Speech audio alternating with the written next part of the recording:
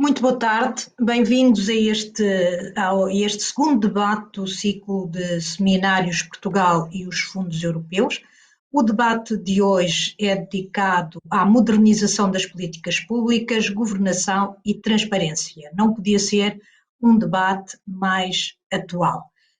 Obviamente relacionado com os fundos europeus e é o segundo debate deste ciclo de seminários promovido pela Comissão Europeia com a Agência para o Desenvolvimento e para a Agência para o Desenvolvimento. Agora falhou-me o resto do nome. Muito bem, nós vamos contar com intervenções iniciais de Miguel Poiás Maduro e Nuno Vitorino, que nos prometem, numa primeira fase, duas intervenções face à experiência que têm, de formas muito diferentes. Nuno Vitorino tem uma longuíssima experiência neste domínio, acompanhou desde a adesão à União Europeia esta área dos fundos europeus, quer a negociação, quer a sua execução, e Miguel Poiás Maduro teve já responsabilidades como ministro nesta área, nomeadamente no domínio do desenvolvimento regional, é professor universitário e especialista também em Direito da União Europeia. Para comentar as intervenções, quer de Miguel, quer de Nuno Vitorino, vamos contar com Duarte Rodrigues, que é vice-presidente da Agência para o Desenvolvimento e Coesão, e com Paulo Neto, que é professor da Universidade de Évora, e tem uma das suas especializações na área da concepção e avaliação das políticas públicas.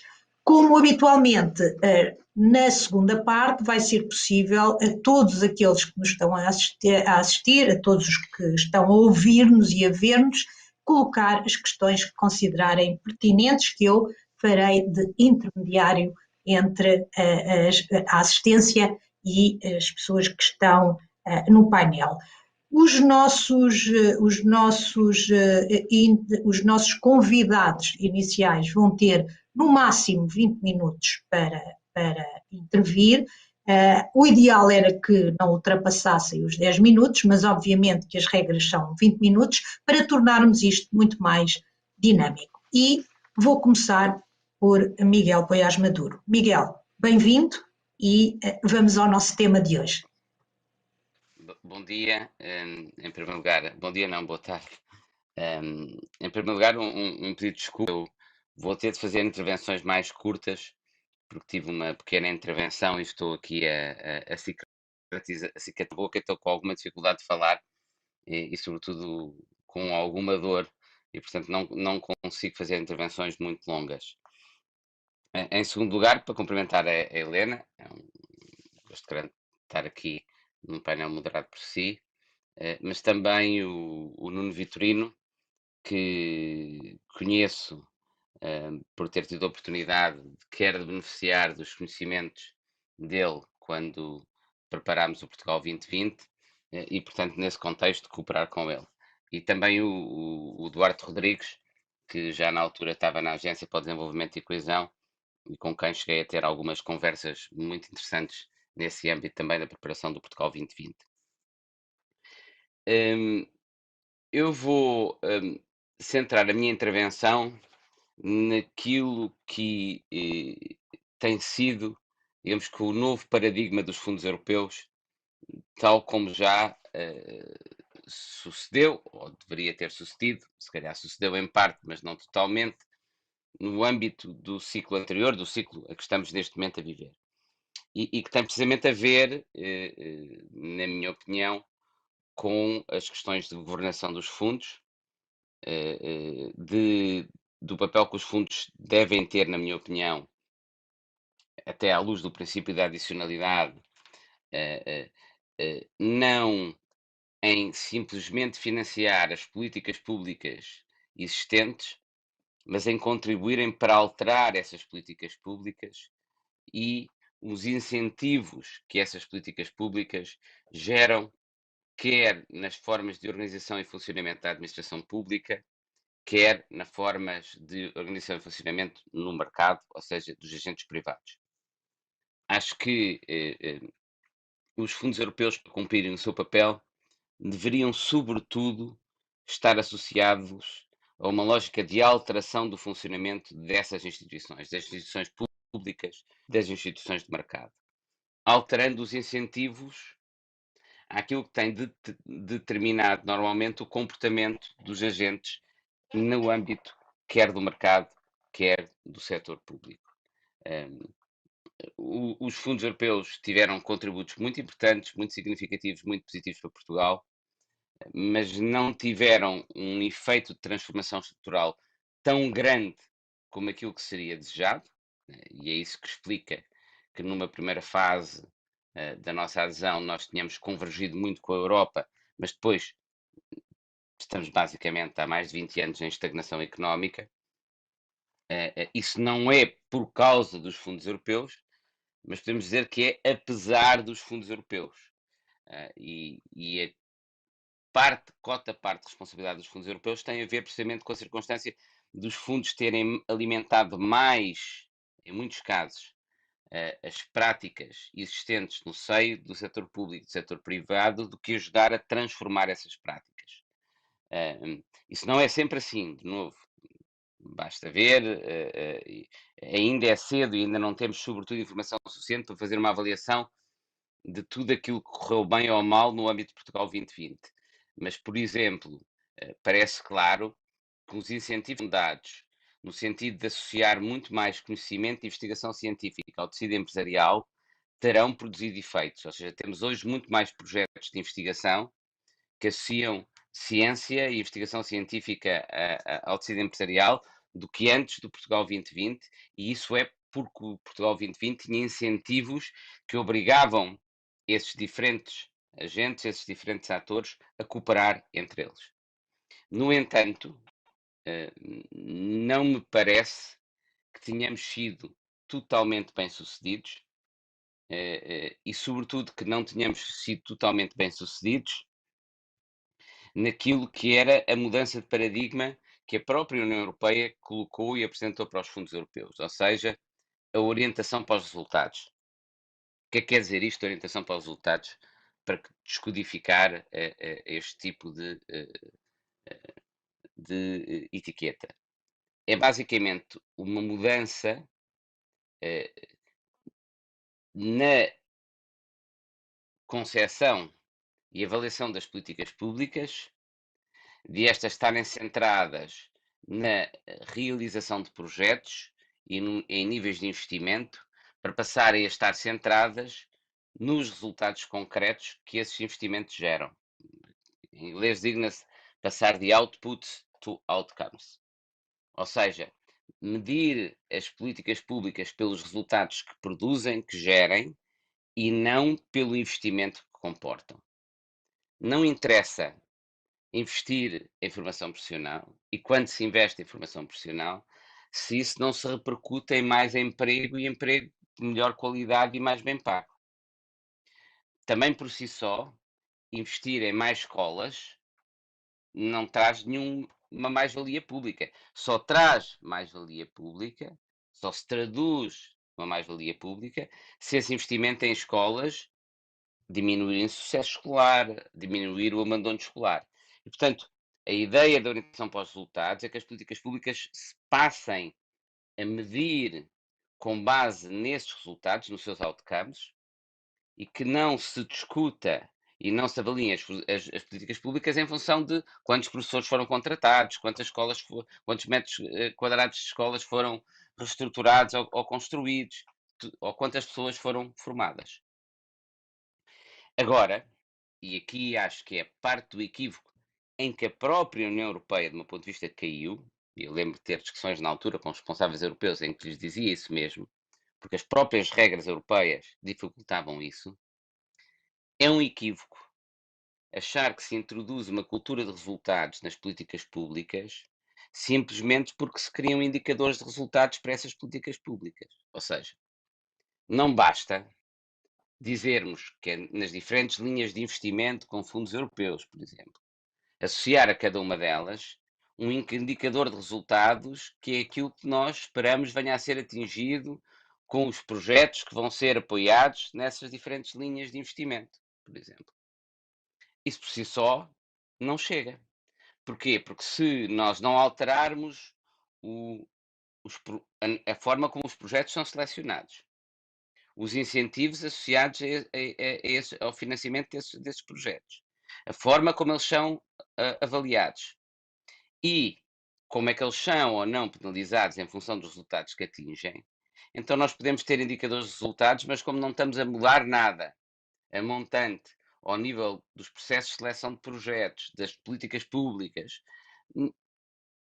atingirmos ou não esses resultados não tem a ver com uma alteração na estrutura de incentivos, será quase aleatório.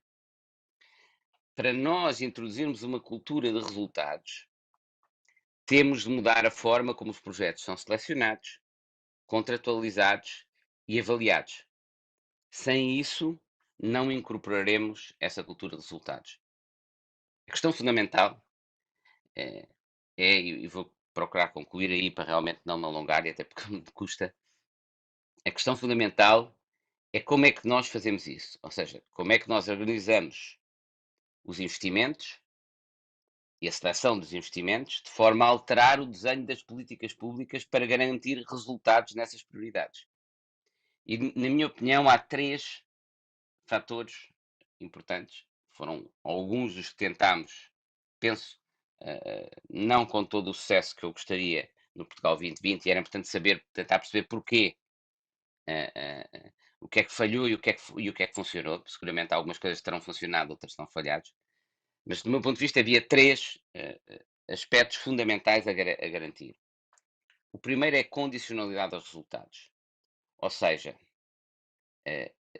a seleção dos projetos tem de ser feita atendendo aos resultados a que se propõem e à credibilidade daqueles que se propõem a atingir esses resultados em os atingir, mas depois, igualmente, é necessário penalizar ou premiar os resultados, premiar ou penalizar os projetos em função dos resultados atingidos e não da sua mera realização.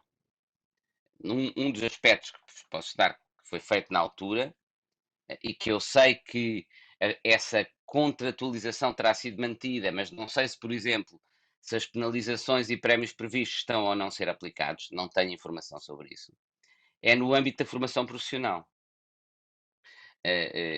Já agora, o que não foi fácil, e só foi fácil em função da disponibilidade e da qualidade da administração pública que nós tínhamos deste domínio, que conseguiu connosco trabalhar uma solução, porque as regras europeias, ironicamente, não facilitavam isto, o Fundo Social Europeu. Foi uma das coisas que eu disse, aliás, no relatório que depois escrevi para a Comissão Europeia, espero que as novas o facilitem. E o que era isso que eu estou a falar? Que os apoios à formação profissional, por exemplo, deviam depender da taxa de empregabilidade a atingir por esses cursos de formação profissional. E se os cursos, o que estava previsto na altura era se os cursos ficassem abaixo de 50% de empregabilidade, deixariam de ser financiados. Se superassem a taxa de empregabilidade prevista, tinham um ligeiro bónus. E se não a superassem, tinham uma penalização em termos de custo, ou seja, recebiam menos dinheiro do que estava previsto. Isto muda a estrutura de incentivos.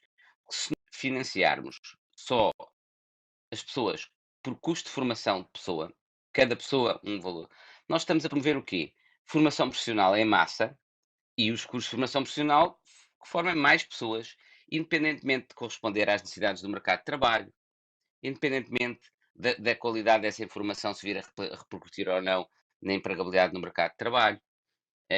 Enquanto se fizermos o contrário, se tivermos esta loja de condicionalidade ao resultado e de prémio ou penalização, estamos a criar incentivos para que a formação profissional seja oferecida consoante as necessidades do mercado de trabalho, com mais qualidade para garantir a empregabilidade e até medidas proativas de quem dá essa formação para assegurar a empregabilidade das pessoas que seguem essa formação.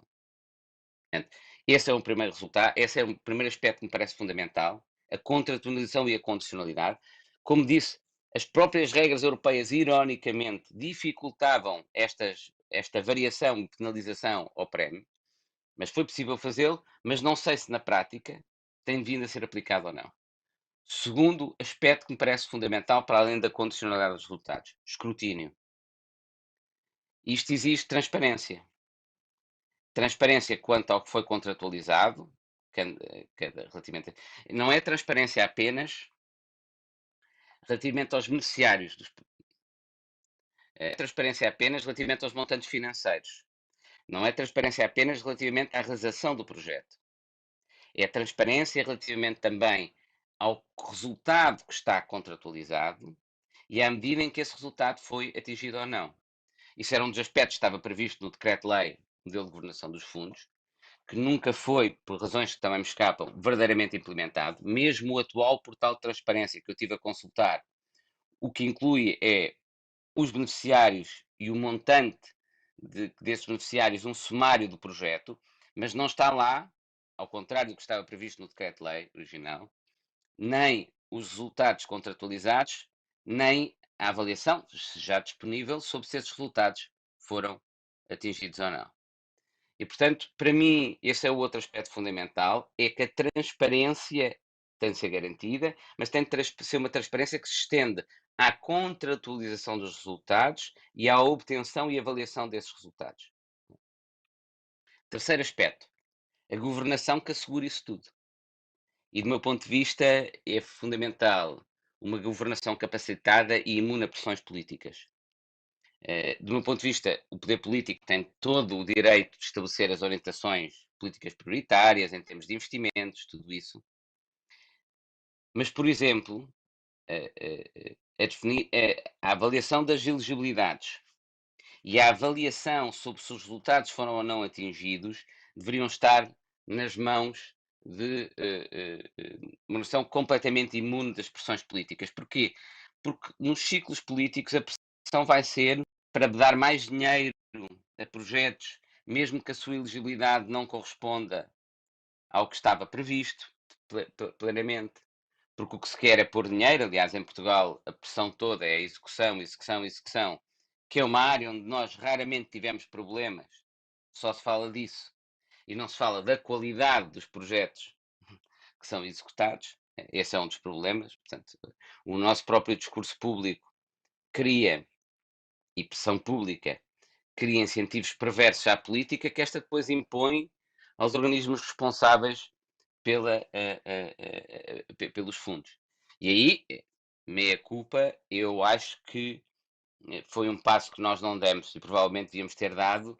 Por exemplo, a Agência para o Desenvolvimento e Coesão deveria ser, do meu ponto de vista, uma agência totalmente independente, como um relador independente.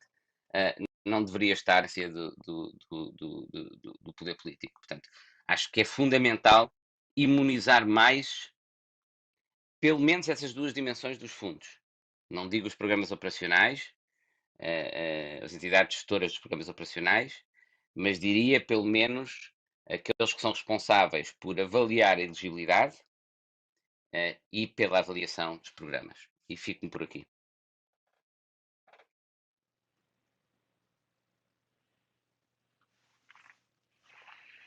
Não estou a ouvir, Helena. Pois não, porque eu me coloquei em silêncio para não incomodar e agora não estavam a ouvir.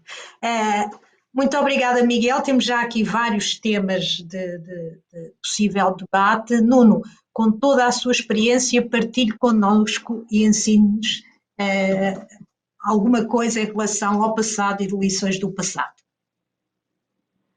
Muito obrigado, Helena. Deixe-me começar por agradecer a oportunidade de estar convosco e, sobretudo, acompanhado por pessoas que, ao longo dos anos, com quem há uns anos antes tive a oportunidade de trabalhar, de interagir, de aprender, de partilhar e agora de rever. Não só por razões pandémicas, mas pelas circunstâncias da vida, todos nós, e eu refiro-me em particular aos participantes nesta sessão, todos nós perdemos nos últimos meses a oportunidade de nos encontrarmos e isso faz-nos falta, faz-me falta. Portanto, por estas razões todas, é um prazer estar convosco e partilhar convosco algumas ideias e reflexões. Eu devo começar por referir que quando estava a preparar esta sessão, ou estas palavras que depois vou transmitir, receei que o Miguel, que a intervenção do Miguel, que ia falar em primeiro lugar, por razões quanto mais não sejam de ordem alfabética, mas que a intervenção do Miguel abrangesse, cobrisse os temas que eu próprio desejava falar, mas felizmente não é esse o caso e julgo que as nossas duas intervenções, como poderão avaliar, são em boa medida complementares. Todos nós estamos habituados, quando falamos de fundos estruturais, em boa medida até quando falamos de União Europeia, a associar a pertença à União Europeia, a participação na União Europeia, aos benefícios materiais mais imediatos que dela decorrem, e particularmente aos financiamentos estruturais. Os milhões ou as dezenas de milhares de milhões que temos beneficiado, que nos têm sido atribuídos desde a adesão, em rigor até antes da adesão, nas ajudas de pré-adesão, e que se têm mantido ao longo do tempo e que certamente se manterão no futuro. No entanto, independentemente da importância desta dimensão financeira e das realizações, para pegar numa formulação que o Miguel utilizou, dos resultados que procuramos atingir com essa capacidade financeira, sem prejuízo da relevância desta dimensão, digamos assim, quantitativa, eu julgo que particularmente esta sessão da série de webinars que a Comissão Europeia promove em articulação com a Agência para o Desenvolvimento e Coesão, esta sessão em particular, permite acentuar ou permite assinalar, na minha perspectiva, a muito grande importância das dimensões não materiais, das dimensões qualitativas. E, sobretudo, para mim, o que me interessa aqui apresentar, o que me interessa discutir convosco e estimular a discussão, o debate que será feito, esperemos, no fim da sessão, é pensar um pouco numa questão que, sendo atual, tem raízes antigas, tem raízes que remontam à nossa adesão já há umas dezenas de anos, como sabem. E aquilo que me estou a referir são estas dimensões qualitativas, sobretudo associadas à governação da política de coesão, dos fundos estruturais, e particularmente tendo em conta que a intervenção dos fundos se traduz em investimentos no sentido de formação bruta de capital fixo, mas também investimentos em sentido imaterial, particularmente na área do Fundo Social Europeu, não exclusivamente, mas pensar, refletir convosco sobre o que é que as orientações, os regulamentos, as normas, a prática da atuação europeia, da Comissão, dos órgãos comunitários, mas também das interações com outros Estados-membros, nos trazem sobre duas questões ou duas problemáticas específicas. A primeira diz respeito àquilo que eu designaria de forma simplificada o como fazer, o como investir. E a segunda dimensão que gostaria, naturalmente de forma sintética, de debater convosco algumas ideias, diz respeito ao onde investir, ao onde intervir. Portanto, o como, por um lado, o onde, por outro lado. Vamos à primeira parte, ao como. Aquilo que me parece importante acentuar, e recorrendo um pouco à minha memória, ou à memória desta história recente, aquilo que me parece, portanto, acentuar é quando nós chegamos à União Europeia, nos primórdios da preparação da adesão, portanto, mesmo antes do alargamento a Portugal e em simultâneo à Espanha, fomos confrontados com uma prática da formulação, da governação de políticas públicas significativamente diferente daquela que conhecíamos em Portugal na altura. E essa prática traduzia-se em coisas que neste momento são triviais, que se encontram adquiridas na nossa forma de governar, na nossa forma de gerir recursos e competências e capacidades organizativas da administração, mas que sendo neste momento encaradas como naturais, como inerentes à própria gestão administrativa, eram enormes novidades. E refiro-me em particular dois exemplos particularmente salientes, mas que evidenciam, a meu ver, as orientações que recebemos da Comissão Europeia e a aprendizagem muito exigente na altura a que fomos submetidos nas interações com a Comissão Europeia. Quais são esses dois exemplos? Em primeiro lugar, a disciplina da contratação pública e, em segundo lugar, a disciplina dos auxílios de Estado. Estas duas matérias, estas duas formas de atuação, que no fundo são semelhantes, no sentido de que ambas são dirigidas a salvaguardar a liberdade de concorrência e a garantir a transparência nas decisões sobretudo, decisões políticas, decisões de governação, decisões de afetação financeira. Estas duas dimensões constituíram, não só em boa medida, uma enorme novidade para a administração portuguesa nos anos 80 do século passado, mas também a necessidade de encarar o relacionamento do Estado com os cidadãos, com as organizações, com as empresas, com o território, substancialmente diferente daquela que estávamos habituados. No fundo, os dois princípios que estão por trás destes dois instrumentos, como referi, o princípio da salvaguarda e da importância da concorrência entre agentes económicos e o princípio da transparência nas decisões de governação pública são estruturantes e decorrem, a meu ver, de forma significativa nos benefícios imateriais qualitativos da adesão à União Europeia. Quando nós entramos para a então Comunidade Económica Europeia, somos quase imediatamente a seguir confrontados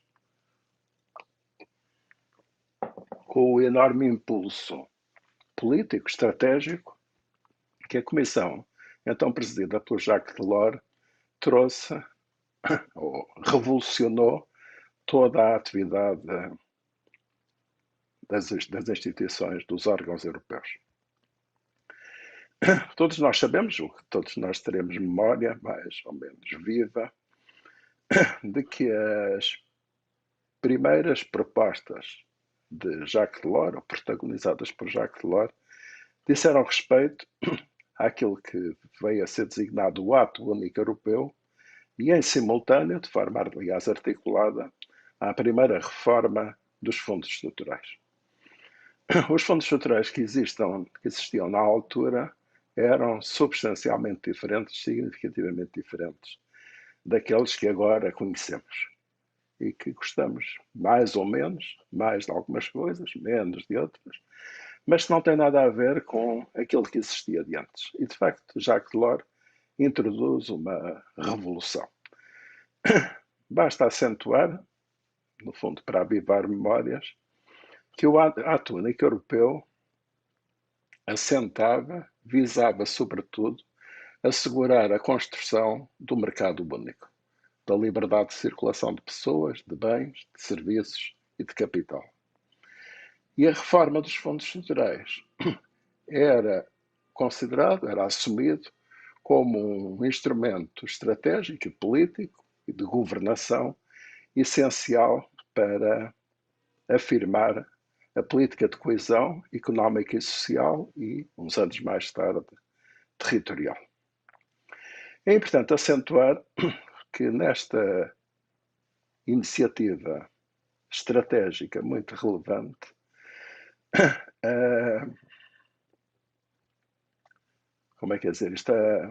a política de coesão e os fundos estruturais eram assumidos, é uma matéria que me parece de grande relevância ainda, não só na altura, mas também na atualidade, eram assumidos com, digamos assim, duas dimensões essenciais, dois objetivos, dois referenciais essenciais.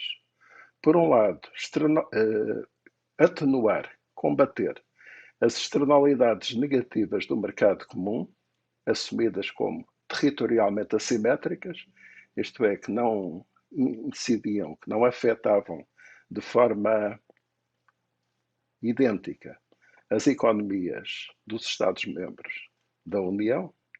Portanto, primeira dimensão, atenuação das externalidades negativas.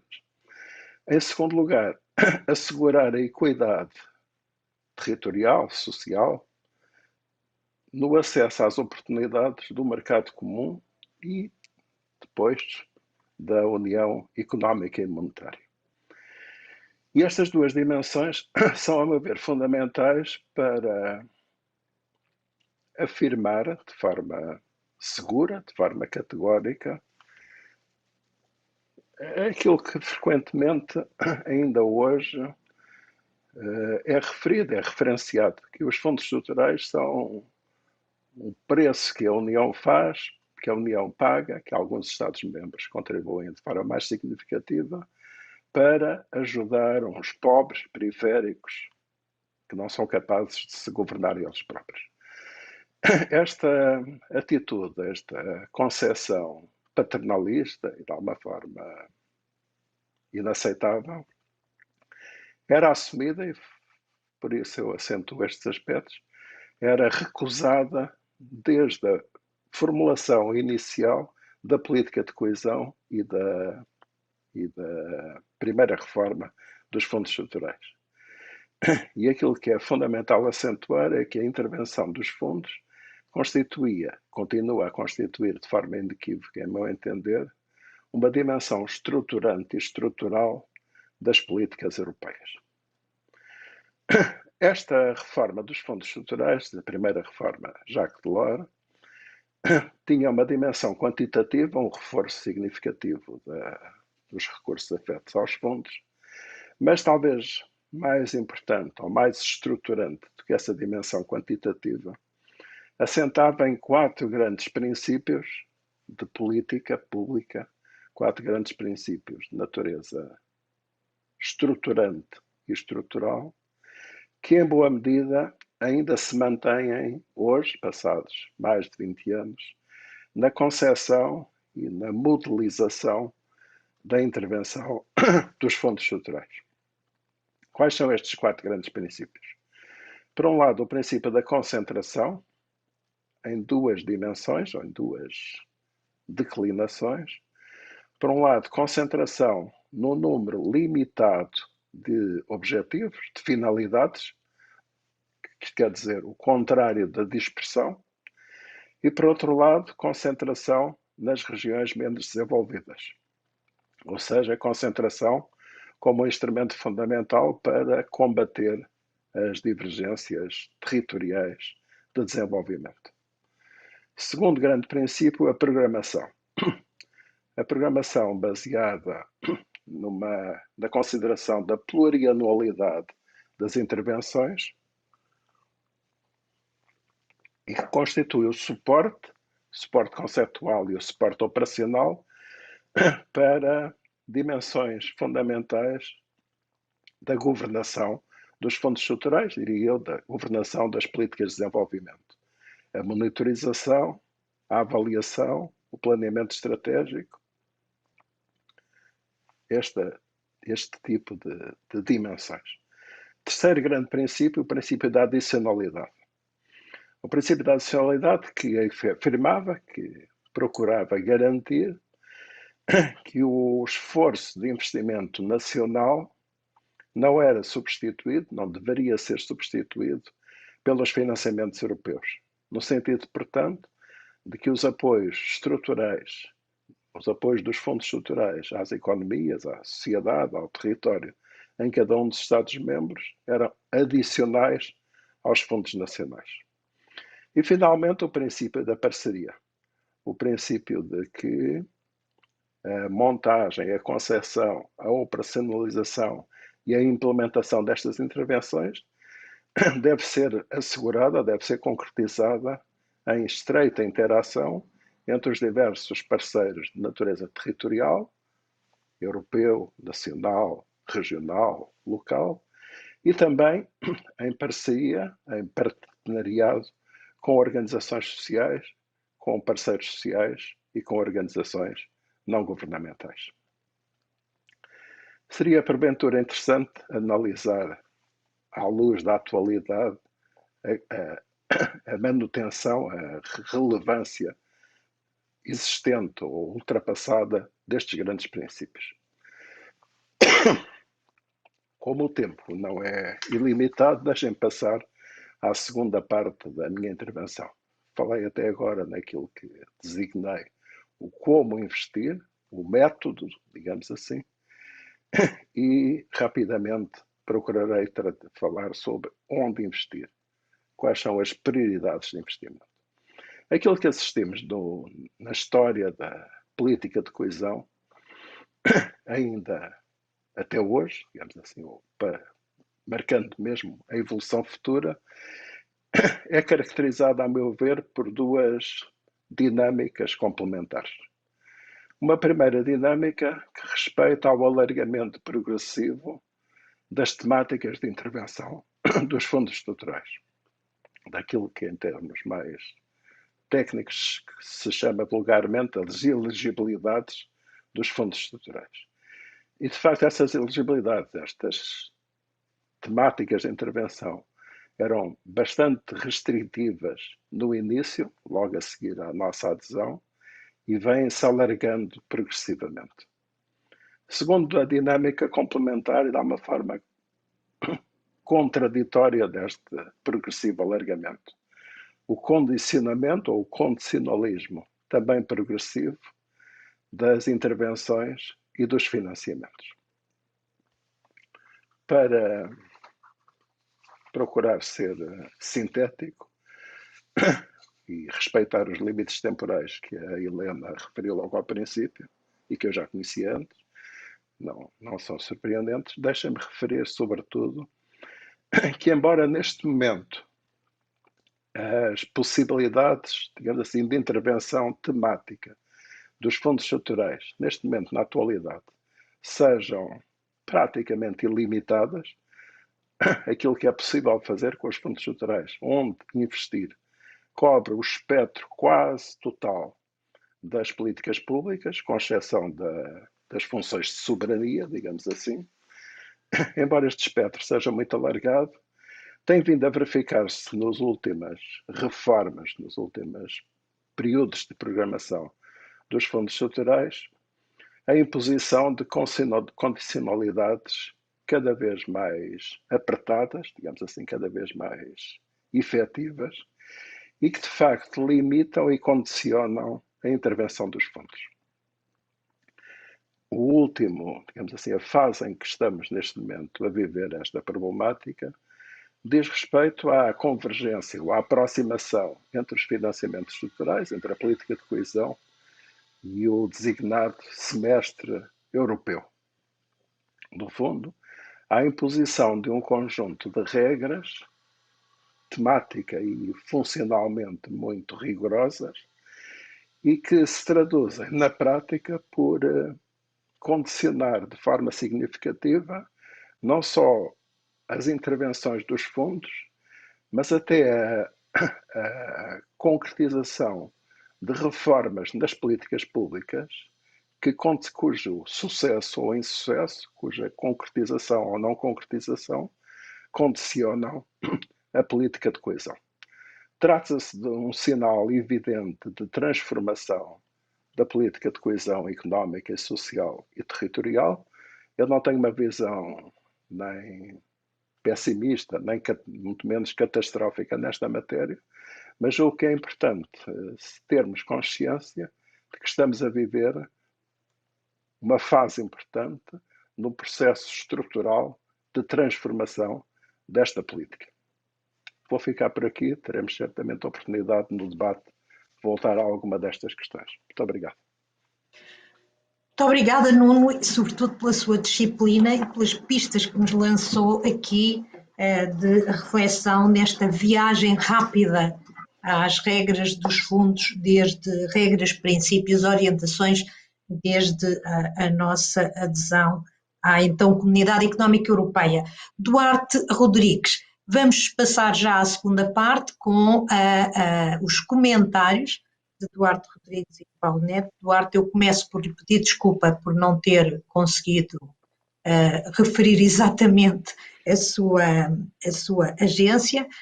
O Duarte Rodrigues é o vice-presidente da Agência para o Desenvolvimento e Coesão e eu deixaria desde já uma questão aberta. Não é? O que é que nestas intervenções seria para si a notícia? Obrigado, Helena. Sou estranho saudar a iniciativa, mas eu vou fazê-lo de uma forma peculiar, que é agradecer ao João Faria, da representação da Permanente da Comissão, que nos desafiou para montar este ciclo de webinars, obviamente, que envolve muitas pessoas e que é um gosto poder fazer parte desta promoção de um debate mais informado. Segunda nota, é um prazer estar aqui com este painel de pessoas com quem tive a felicidade de trabalhar, de aprender, de discutir e de construir soluções. Pegando na questão e quando estava a pensar como comentar intervenções que já imaginava deste calibre, procurei organizar da seguinte forma e ajudando à questão da notícia. Nós temos um conjunto de legados importantes da política de coesão na dimensão não financeira, que é a dimensão que aqui nos traz, na dimensão da qualidade das políticas, da governação, da transparência, e temos um conjunto de desafios. E talvez eu sistematizasse isso de forma telegráfica para deixar para a fase do debate o aprofundamento de algum deles. A intervenção, quer do Miguel Poiás Maduro, quer do Nuno Vitorino, facilitou-me imenso, porque, no fundo, muitas das coisas já foram referidas e eu vou ser mesmo telegráfico. Começaria pelos 7 legados que os 7 legados que eu tenho identificado e que o Nuno trabalhou de muitos deles. Nós temos mais de 30 anos de política de coesão, temos mais de 5 quadros, começando no QCA1 até ao PT 2020, e as regras e práticas da nossa política pública em Portugal são claramente diferentes. Em 7 áreas, pelo menos, e a organização é da minha autoria.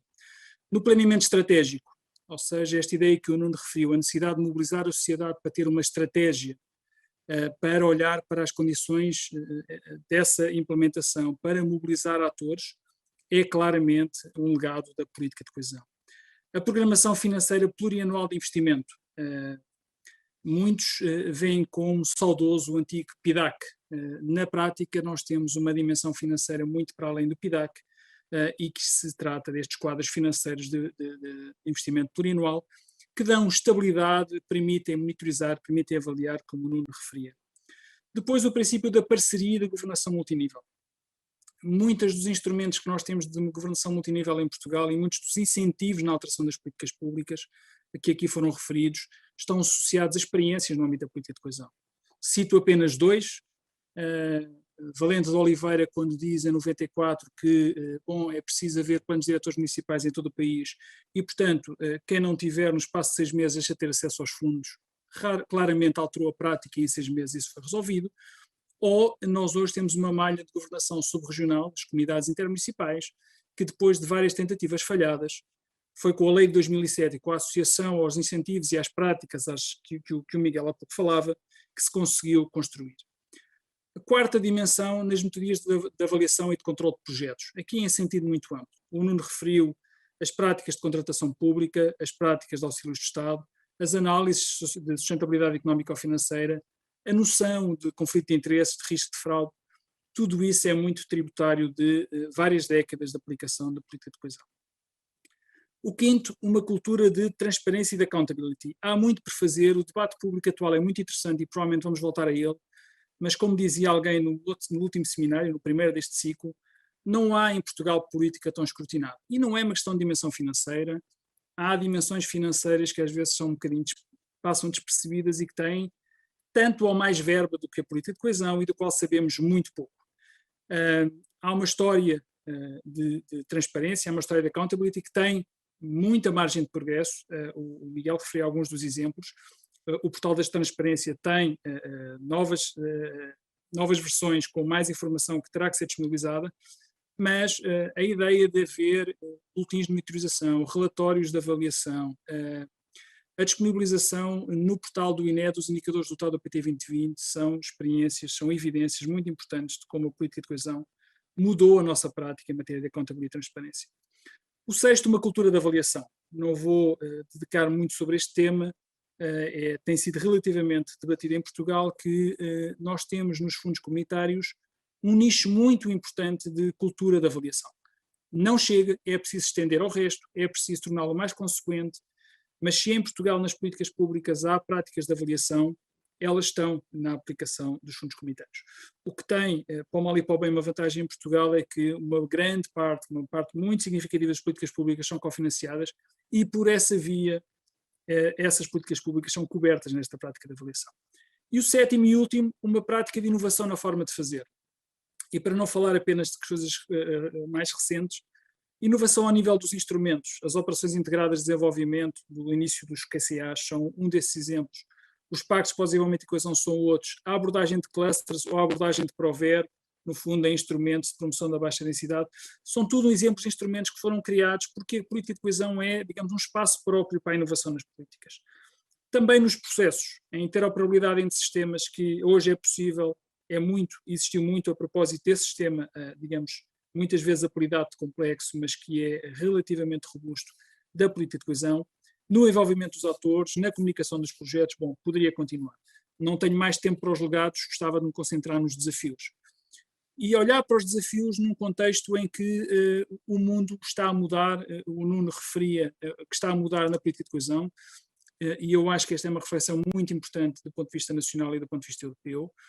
Eu sistematizaria da seguinte forma: portanto, nós passámos num pacote de LOR de uma política regional de desenvolvimento das regiões menos desenvolvidas, como dizia o Nuno, para algo que hoje em dia é, sobretudo, uma política de investimento estrutural a partir do orçamento da União. E isto tem imensas consequências, sem perder o objetivo da coesão. Tem consequências na governação económica, nas concentrações temáticas, nas condicionalidades, e eu acho que esse é um tema relevante do ponto de vista da discussão. Mas se essa é a mudança de contexto naquilo que é a configuração da política, nós vivemos num mundo onde o que será o novo normal é algo que nós não sabemos. E, portanto, temos uma envolvente socioeconómica que é mais complexa e muito incerta, é cedo para perceber o que é o novo normal. Temos um contexto operacional nesta transição de ciclos, que é aqui que eu me estou a posicionar, portanto, do PT 2020 à programação 2030. Um contexto operacional que é muito mais exigente, mais disperso e mais fragmentado. Temos um conjunto de instrumentos complementares para os mesmos fins, PT 2020, PT 2030, PRR, Fundo de Transição Justa, bom, poderia continuar, e temos uma sociedade civil mais atenta e mais exigente. Bom, neste contexto, o que é que eu diria, como é que eu enunciaria os 7 objetivos, ou os 7 desafios, peço desculpa, alguns que o Miguel referiu muito bem. Primeiro desafio neste contexto: a estratégia tem que valer mais do que os instrumentos. A estratégia tem que ser a nossa âncora e o nosso guia e não um instrumento per si. Os instrumentos são meios ao serviço de uma estratégia. Nós temos uma estratégia 2030 e devemos no dia a dia cuidá-la, olhar para ela, ver se estamos perto ou se estamos longe. E isso é meio caminho andado para colocarmos uma tónica maior nos resultados, onde já voltarei. O segundo, precisamos de um quadro institucional amontante que seja claro quem faz o quê. E nós vivemos processos em Portugal que são relevantes nesta discussão. Processos de descentralização local, subregional e regional, e precisamos de políticas públicas mais integradas, evitando ciclos setoriais. Um contexto incerto, complexo, não se resolve apenas com respostas setoriais desintegradas. Terceira dimensão de desafio, a dimensão da capacitação institucional. Bom, tudo isto pode existir, mas nós temos que perceber que, e aliás isto vinha no relatório Barca de 2008, vinha no relatório SAPIR muito antes disso, e portanto está identificado que o sucesso da política passa pela capacidade dos atores. Pessoas, processos e tecnologia têm que andar a par e passo, e nós estamos neste momento a dinamizar um debate importante a propósito de um roteiro para a capacitação do ecossistema da política de coesão. Estamos convictos de que esse é um critério fundamental para o sucesso das políticas, muito para além, ou muito a montante da questão das verbas. O quarto desafio, a capacidade de ser mais seletivos e reforçar a orientação para resultados. O Governo aprovou em novembro do ano passado uma resolução do Conselho de Ministros a propósito da construção do Portugal 2030, que tem um conjunto de princípios. Se olharmos para esses princípios, se olharmos para os princípios do PT 2020 e para os princípios do CREN, eles não diferem muito. A questão é, os princípios têm que ser vivos no dia-a-dia. E são para levar a sério. Os princípios são da concentração, da simplificação, da orientação para resultados, da subsidiariedade e toda esta questão que o Miguel trouxe sobre uma cultura de resultados para além do indicador de resultado é uma discussão muito importante que é preciso ser tida e que é preciso ter soluções. Há grande consenso nacional e internacional sobre a necessidade disto. Há menor consenso sobre quais são exatamente os incentivos financeiros, e é aí que se coloca a questão, na aplicação desta questão dos resultados. Basta ver que temos um programa de recuperação e resiliência que paga em função de resultados, mas que depois tem indicadores de realização. Isso tem a ver com questões de complexidade de implementação de sistemas desses e, portanto, encontrar um sistema que combine o timing financeiro com o timing dos resultados é um desafio grande. O Barca referia isto em 2008 e dizia, bom, a cultura de resultados é sobretudo uma cultura de debate público e não tanto de incentivos. Se quiserem, dava mais valor ao name and shame do que à correção financeira. O quinto desafio é uma monitorização e uma avaliação mais participada e mais integrada no ciclo de políticas públicas. Precisamos de aumentar o impacto da avaliação, precisamos de ter mais debate sobre estes resultados, precisamos trazer a academia a jogo nesta matéria. Nós temos um desafio enorme na agência, que é o facto de não conseguirmos trazer a academia aos concursos da avaliação de políticas públicas. Porque provavelmente os incentivos, e mais uma vez é a propósito de incentivos, os incentivos da carreira académica estão desalinhados com esta proximidade da política pública. Para procurar contrariar isso, lançámos há um mês um aviso para que a academia nos ajude a fazer desenvolvimentos metodológicos, já que não consegue participar, digamos, nas avaliações em concreto, desenvolvimentos metodológicos na área da avaliação. O sexto desafio, e estou a concluir, é a transparência. E aqui permitam-me um detalhe, que é, pouco importa neste contexto a enorme diferença entre percepções e realidade sobre fraudes na política de coesão. Os dados estão aí, eu não vou voltar a eles.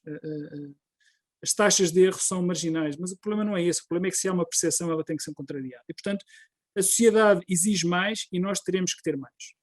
E temos que encontrar um equilíbrio importante entre informação e simplificação, temos que comunicar melhor e o portal da transparência tem que ser um driver para esse tipo de comunicação. O último desafio, e volta a uma questão que o Miguel já referiu, que é, precisamos de um debate público mais informado. Para além daquilo que é habitual e pouco útil discussão, a meu ver, isto é uma opinião pessoal, sobre o atraso e em que lugar estamos. É assim no PT 2020, foi assim no CREN, será assim no PT 2030, mas isso ajuda pouco àquilo que hoje aqui estamos a trazer e à questão da discussão dos resultados. Hoje, felizmente, nós temos muitos elementos que permitem ter outro tipo de debate. Temos muitos relatórios de avaliação, temos muitos relatórios de execução, de monitorização estratégica.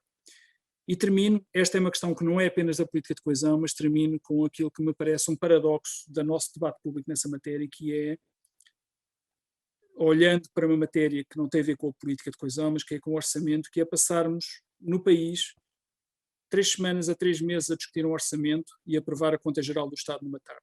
E eu acho que quando invertermos isto, conseguimos ter um debate mais informado a propósito de resultados. E não é a propósito de culpas, é a propósito de aprendizagem e de melhoria. E, portanto, ficava por aqui com 7 legados que repescam muito daquilo que o Nuno nos trouxe, 7 desafios, dos quais 3 ou 4 o Miguel colocou em grande detalhe e disponível para agora aprofundarmos na conversa seguinte. Obrigado.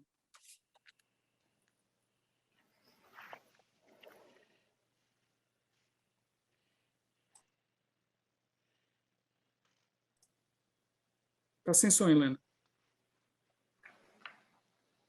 Helena esqueceu o som outra vez. Mantém sempre o microfone desligado. Desliga o microfone para não vos incomodar e depois esqueço-me de ligar. Bom, muito obrigada, Duarte. Vamos esperar que seja nos desafios que se vai concentrar boa parte do nosso debate e passar a palavra ao Paulo Neto, até aproveitando uma das referências do Duarte, que é das dificuldades em atrair a academia para a avaliação das políticas públicas. O Paulo é um especialista nesta área e com certeza vai contribuir significativamente para este debate. Paulo. Muito obrigado, Helena. Boa tarde a todos. É um privilégio enorme estar convosco, o meu sincero agradecimento pelo convite, um cumprimento especial ao Miguel, ao Nuno e ao Duarte, e começo, se me permitirem, por comentar algumas das vossas intervenções e depois comprometo-me também a responder diretamente à questão que a Helena colocou. Destas intervenções que já ouvimos, qualquer delas absolutamente excelente, eu destacaria alguns aspectos que se farão comuns às três e que me parecem realmente bastante importantes. Primeiro, a questão do papel dos fundos na indução de alterações de comportamento, quer da administração pública, quer dos próprios beneficiários. Esta realmente é uma questão muito importante e de certa forma, às vezes não com esta formalização, mas está presente no debate sempre público sobre a própria construção de cada um dos períodos de programação e de cada um dos programas operacionais e depois de como os implementar. No fundo, o que está aqui sempre presente é uma questão essencial no que diz respeito à política pública, que é a questão sobre uma política pública supply side, isto é, do lado da oferta, ou uma política pública demand side, do lado da procura. No sentido, a política pública deve ir ao encontro dos agentes económicos e, portanto, satisfazer, e demais agentes, e satisfazer as suas necessidades e corresponder àquilo que é o seu estádio de desenvolvimento, ou deve fazer com que haja sempre um passo de crescimento que o acesso a essa política pública possa induzir, quer na administração pública, quer nos próprios beneficiários. Daqui decorre uma questão que eu acho que é muito importante e que está, de certa forma, também implícita nas três intervenções, que é, exatamente, valia a pena fazer um estudo com profundidade sobre como é que estes 30 anos da política de coesão em Portugal geraram fenómenos de aprendizagem e de qualificação nos próprios agentes. Quando digo qualificação e aprendizagem, tal como o Nuno dizia há pouco e também o Miguel, efetivamente hoje há uma vontade que o país tem em lidar com um conjunto de instrumentos e com um conjunto de procedimentos do ponto de vista da política pública que decorre exatamente dessa aprendizagem. Mas a aprendizagem que eu aqui colocava e a avaliação da aprendizagem que eu aqui colocava é a aprendizagem na mudança efetiva de como fazer e onde fazer, como investir e onde investir, que há pouco também o Nuno identificava. E essa era uma questão importante. O Nuno também levantava a questão da dimensão qualitativa de da aplicação dos fundos europeus e ela está aqui presente no sentido de como é que ela gerou ou tem gerado mudanças exatamente na forma como mobilizamos o conhecimento sobre o manuseamento das políticas públicas que estes 30 anos de contacto com a aplicação nos permitiu, com aquilo que é exatamente fazer diferente, investir diferente, construir diferente.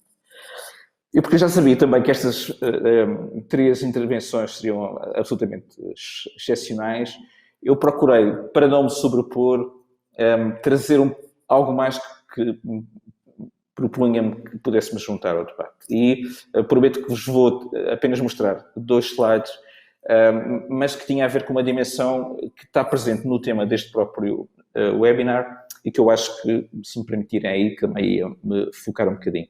E, obviamente, irei responder à Helena a questão que colocou antes de terminar. Esta questão onde me ia focar agora tem a ver exatamente com a modernização das políticas públicas. É a segunda expressão que aparece no título do webinar de hoje.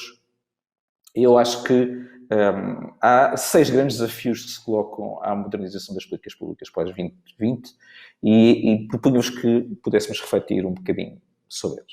O primeiro que ali está tem a ver com a crescente aposta nas constelações de políticas públicas e nas abordagens transpolicy e intersetoriais no domínio de atuação e na própria temática das políticas públicas. Aliás, o Nuno, em grande medida, também referiu essa questão da crescente abrangência e da crescente complexidade o racional de atuação da política de coesão tem vindo a ganhar ao longo dos anos. Há aqui 3 elementos em relação a isto que eu acho que vale a pena pensar e que vão suscitar desafios de modernização, efetivamente. A primeira tem a ver com o exercício da operacionalização das políticas para a concretização do Pacto Ecológico Europeu, do Plano de Ação para a Economia Circular, do Fundo Europeu para a Transição Justa e do próprio Pilar Europeu dos Direitos Sociais.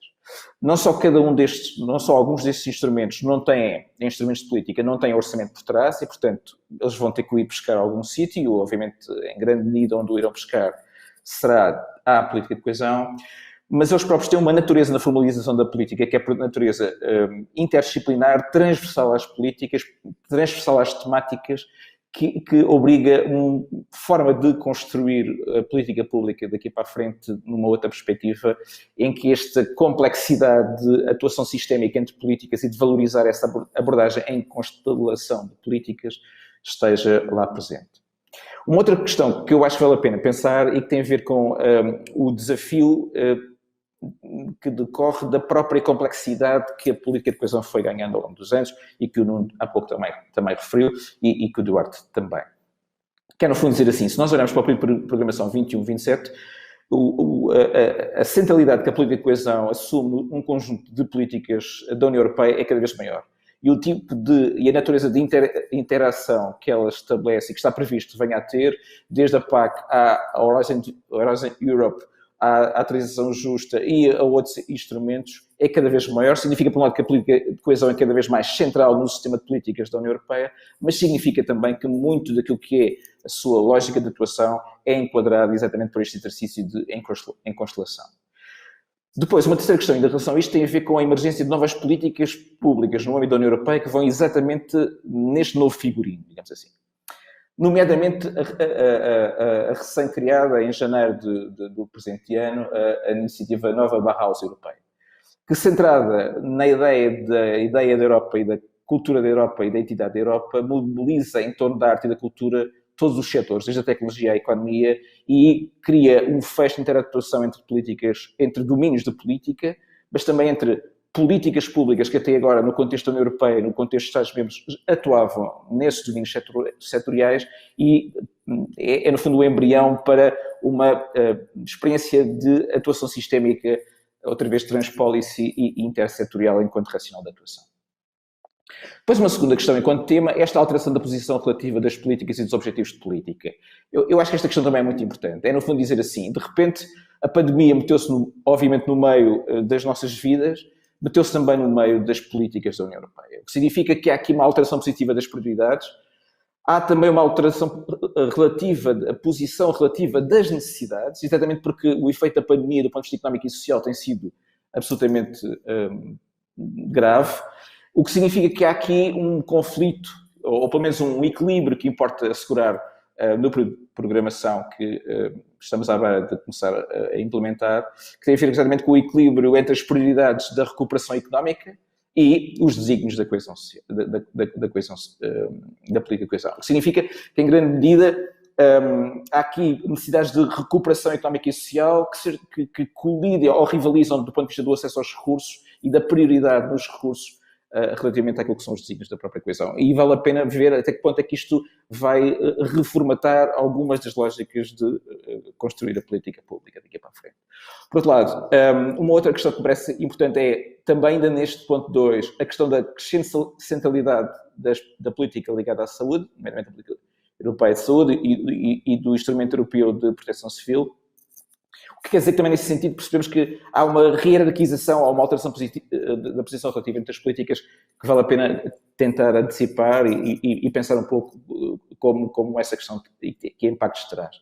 Depois, uma outra questão que me parece importante, que é exatamente esta ideia da combinação entre os objetivos de recuperação que decorrem dos efeitos da pandemia e que vão ser enquadrados nos planos de recuperação e resiliência e a sua matização com aquilo que são já os desígnios de grandes instrumentos de política pública já existentes na União e até já pré-existentes relativamente à pandemia. Nomeadamente, como construir esta ideia da inclusive recovery, da green recovery, da resilient recovery e ainda outras dimensões. Depois, uma terceira questão tem, obviamente, a complexidade de monitorizar políticas que atuem em constelação e, naturalmente, muitos dos efeitos e dos resultados que decorrem desta atuação sistémica reversada importa e gera novos desafios do ponto de vista da monitorização, da avaliação, quer do ponto de vista da avaliação temática, quer da própria avaliação do ponto de vista setorial e de cada um dos domínios em que ela vai procurar atuar. Eu pedia só, por favor, se pudessem fazer avançar o slide para o slide seguinte. Muito obrigado. Só mais 3 notas e procurarei guardar o último minuto para a questão que a Helena colocou sobre a posição das instituições em relação à política pública. Das instituições de ensino superior, bem entendido, que era essa a questão colocada. Exatamente nos termos do que estávamos a falar, parece-me que um dos principais desafios na questão da modernização das políticas públicas e na modernização dos instrumentos de suporte à política pública e à sua implementação, mas também à sua formalização, tem a ver com a necessidade de criação de novos instrumentos de produção de conhecimento e de instrumentos de análise à concepção, à monitorização e à própria avaliação das políticas públicas. E neste exercício, a Agência para o Desenvolvimento e Coesão tem vindo a fazer um trabalho muitíssimo relevante nestes últimos meses na construção de reflexões desta natureza, como pelo menos similar a esta que nós estamos a ter agora, dinamizada pela própria representação da Comissão Europeia em Portugal, à qual também, obviamente, muito agradeço o muito honroso convite. Mas dizia eu, neste exercício de criação de competências e na criação de instrumentos, gostaria de destacar a importância de nós podermos pensar em relação a Portugal como criar, provavelmente no âmbito da própria Agência para o Desenvolvimento e Coesão, algo similar daquilo que tem vindo a ser criado no contexto da própria União Europeia, nomeadamente na Comissão Europeia, no seu Joint Research Center, e que tem a ver com a estrutura chamada Knowledge for Policy. Nesta estrutura Knowledge for Policy, ela está dividida em um conjunto de grupos de trabalho e um conjunto de observatórios, melhor dito, que enfocam sobre a questão da política pública e sobre as temáticas objeto de política pública sobre diferentes dimensões, mas valia a pena fazer uma reflexão sobre em que medida adaptar ou era justificável fazer um exercício semelhante no contexto nacional para acompanhar todo este processo no quadro das políticas públicas no nosso país. Aqui, neste conjunto de pequenas referências que surgem enquanto componentes da estrutura Knowledge for Policy do Joint Research Center, há variedíssimas questões, desde a Behavioral Economics, desde a questão da dimensão territorial das próprias políticas, mas também há a bioeconomia, a inteligência artificial e uma série de outras dimensões em que, a partir de cada um destes cones de leitura da realidade, estão-se a criar condições, instrumentos, mecanismos de monitorização, mecanismos de avaliação e também formas de produzir conhecimento para acompanhar estas diferentes realidades que claramente estão dentro daquilo que é o racional de política pública que a União Europeia se propôs para esta década, 2020-2030, e que naturalmente, apesar da pandemia e dos seus efeitos, algumas dessas coisas se mantêm, algumas outras ganham uma outra complexidade por via da própria pandemia. Depois, uma outra questão, o ponto 5, o acréscimo da complexidade e da execuibilidade das condições de territorialização destes novos objetivos estratégicos da União Europeia e da própria política de coesão pós-2020. Lembro-me a questão da digitalização da economia e da sociedade, a questão das migrações, a questão da cibersegurança, a questão também do ponto de vista ambiental. Há ali novos desafios sobre como assegurar e como garantir, ou não, em função das opções que vêm a ser definidas no quadro europeu e também no quadro nacional, sobre a territorialização destes desafios, que em alguns casos levantam problemas sobre a sua efetiva execuibilidade de territorialização, ou pelo menos na territorialização à escala do município, ou naquilo que é a territorialização ao nível de cada uma das escalas político-administrativas que nós temos em Portugal. Por fim, uma outra coisa que me parece bastante importante é os desafios para a modernização das políticas públicas que estão associados a esta conciliação sistémica e execução simultânea do Portugal 2020 até terminar, do Plano de Recuperação e Resiliência que arrancará em breve e do Portugal 2030 que também em breve iniciaremos.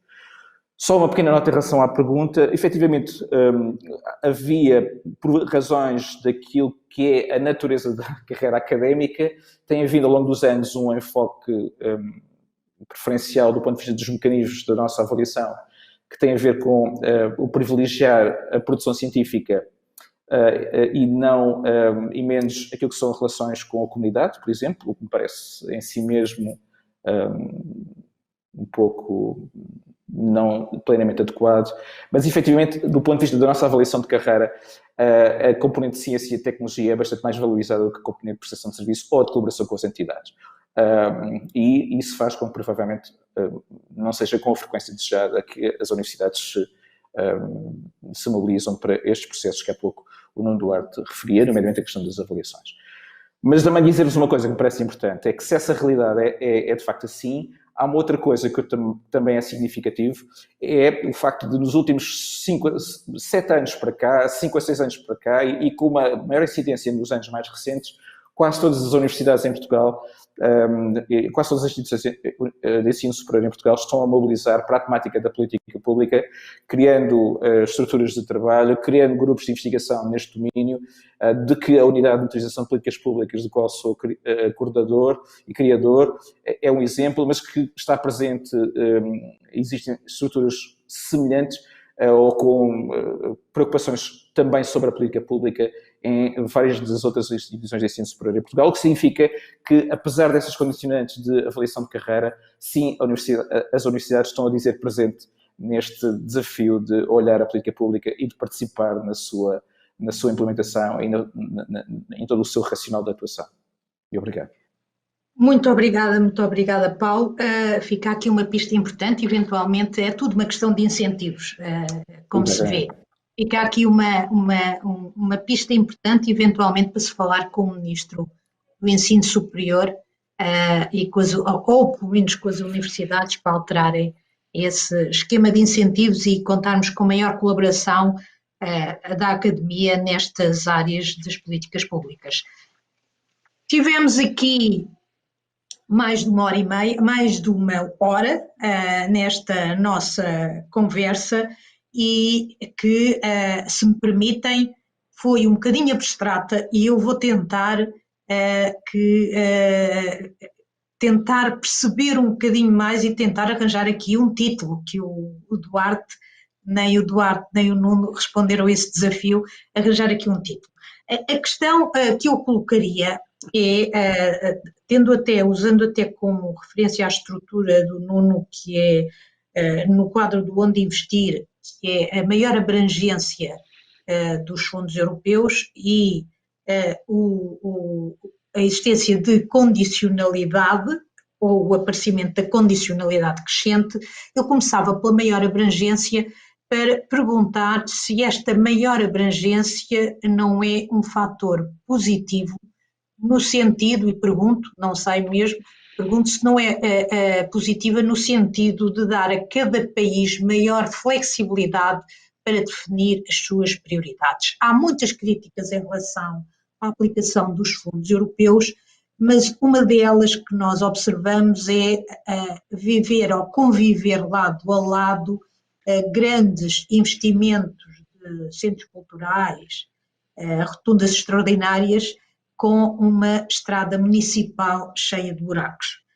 Obviamente que estou a caricaturar, mas a minha questão é se esta maior abrangência vai permitir que cada país escolha melhor, tenha mais liberdade para fazer o seu fato por medida na orientação dos fundos. Nuno, já que o Miguel começou primeiro, Nuno, quer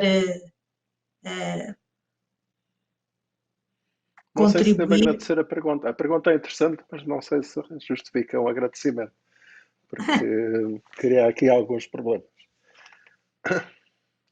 Vou tentar abordar a sua questão da seguinte maneira. Um bocadinho provocatório. Quando, nos primeiros anos a seguir à adesão, nos primeiros 10 anos, talvez, a Helena referiu-se logo ao princípio, os resultados alcançados em termos de desempenho económico, financeiro, social portugueses foram francamente melhores do que aqueles dos anos subsequentes. E é simultâneo, neste mesmo período, digamos assim, mais bem sucedido, a nossa nacional capacidade de decisão sobre o que fazer, onde investir, a nossa liberdade era significativamente maior do que aquela que eu julgo que existe atualmente.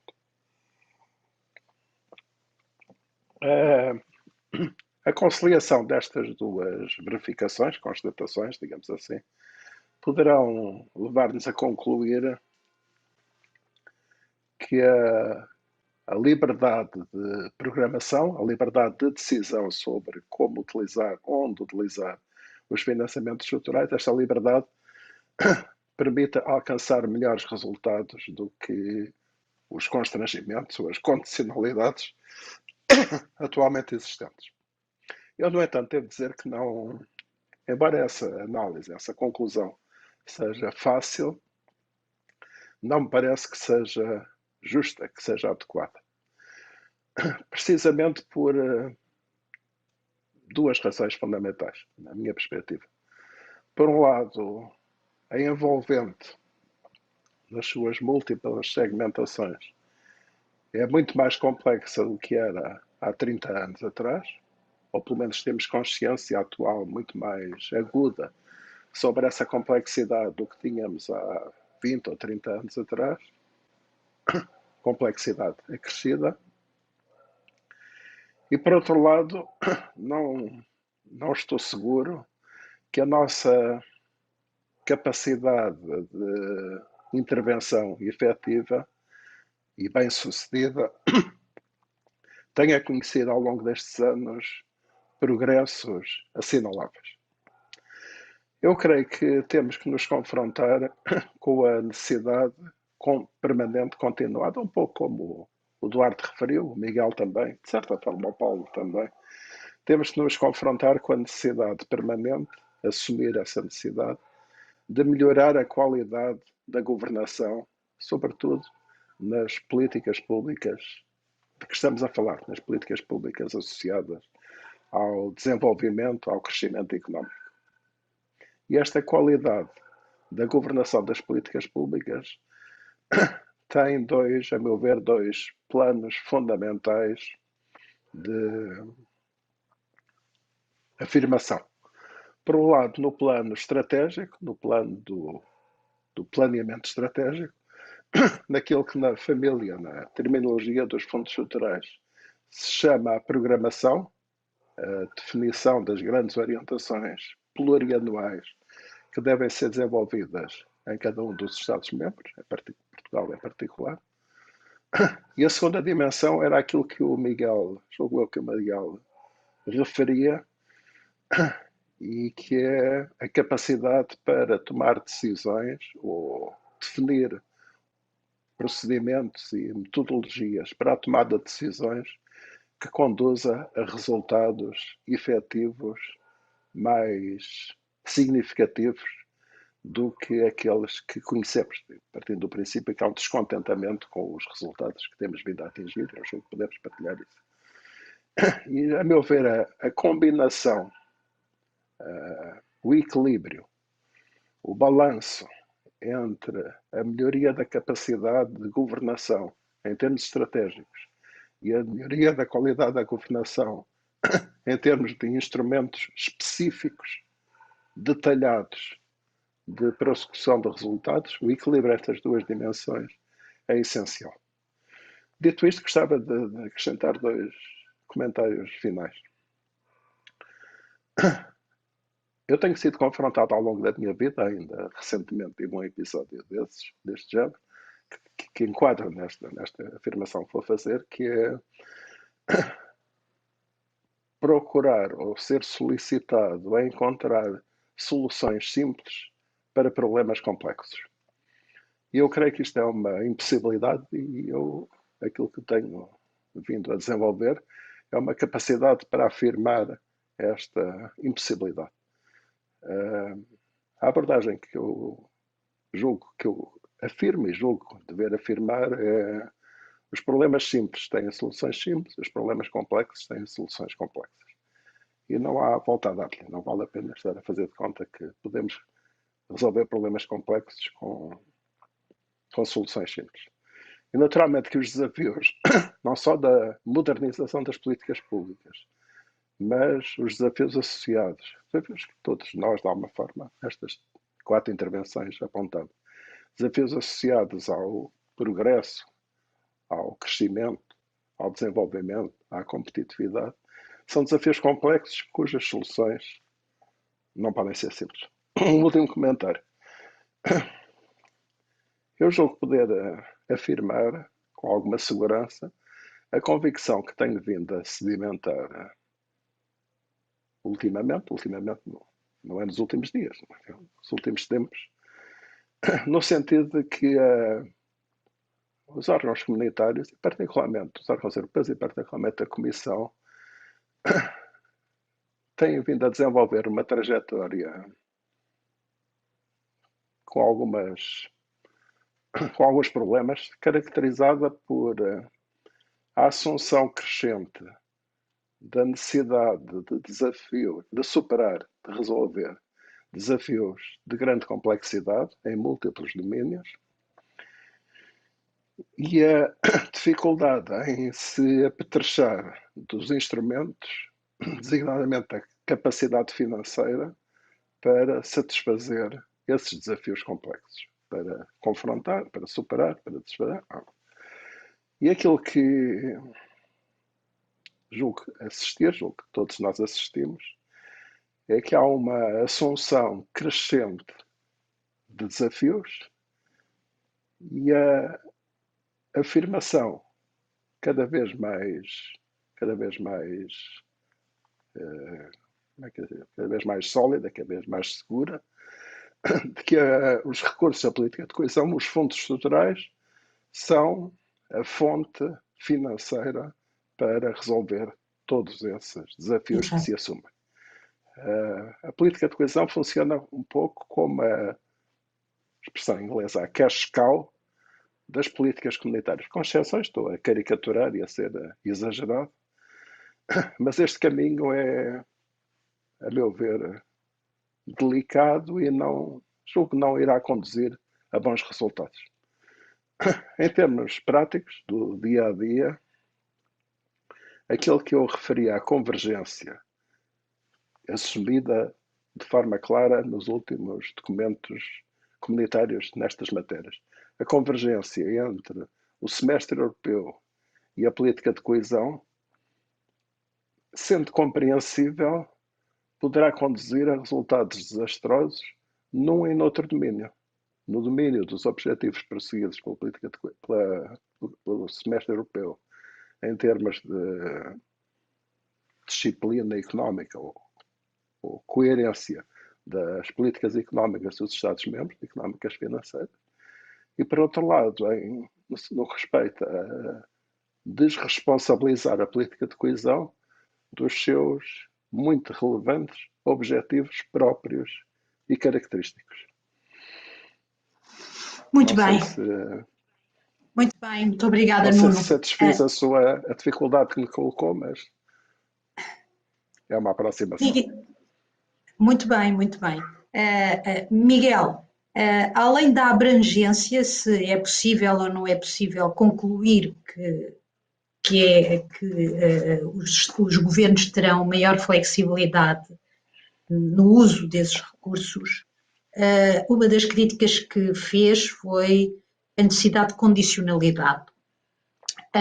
Ligando até com aquilo que o Nuno disse, que esta condicionalidade, que eu estou em crer que a ligação ao semestre europeu, mas corrijam-me, estava em crer que existia apenas para o Programa de Recuperação e Resiliência e não para o Portugal 2030. É para os dois. Nuno, gostaria que me abordasse essa questão também da abrangência e também da condicionalidade, se esta condicionalidade não o satisfaz. Miguel.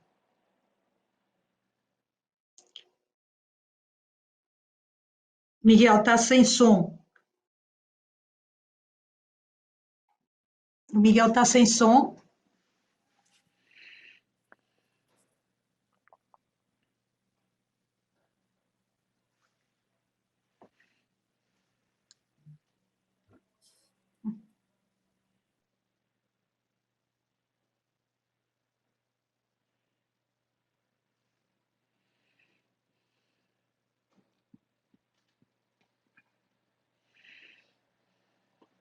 Pode estar a passar qualquer coisa, se calhar no seu computador.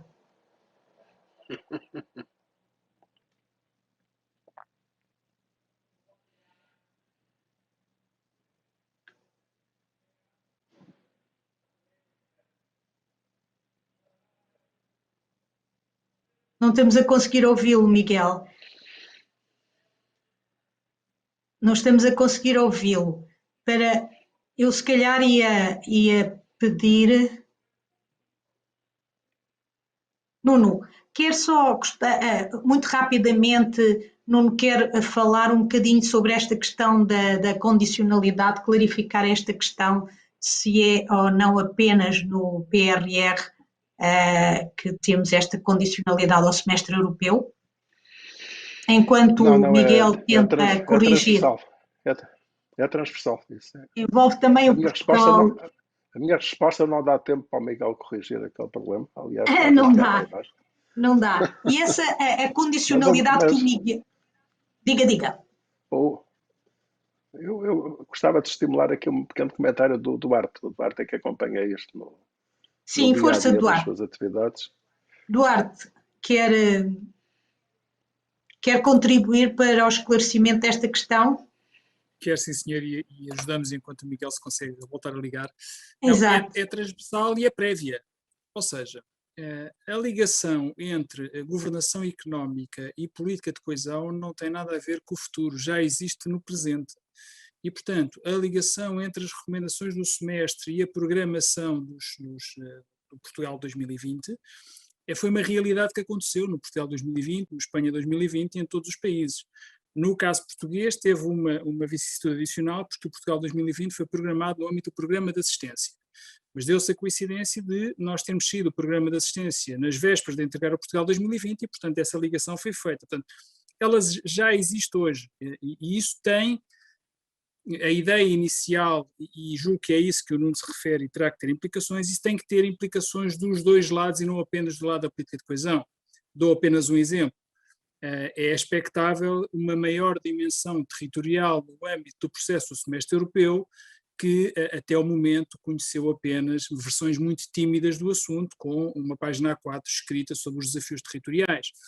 Mas para termos outra ideia, aquilo que é a posição inicial da Comissão para negociar o Portugal 2030 é um anexo do Country Report do semestre europeu publicado em 2019. Portanto, essa ligação já existe para o futuro, é para além do PRR e já existia no caso da política de coesão. Portanto, mas explique-me então porque é que algumas...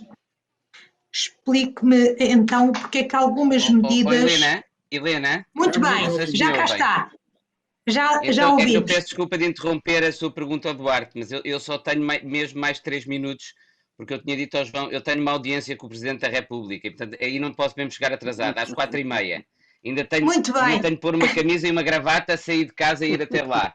Portanto, estou mesmo apertado de tempo. Muito bem, sim. O Presidente da República é mais importante do que nós, portanto, acho que está autorizado. Não é que Miguel. seja mais importante, tem apenas uma ordem protocolar diferente, mas a importância não tem a ver com isso. Obrigada. Miguel, então muito rapidamente que vamos falar desta questão da abrangência, se cria mais flexibilidade ou não, e da questão da condicionalidade, porque é que esta condicionalidade não o satisfaz.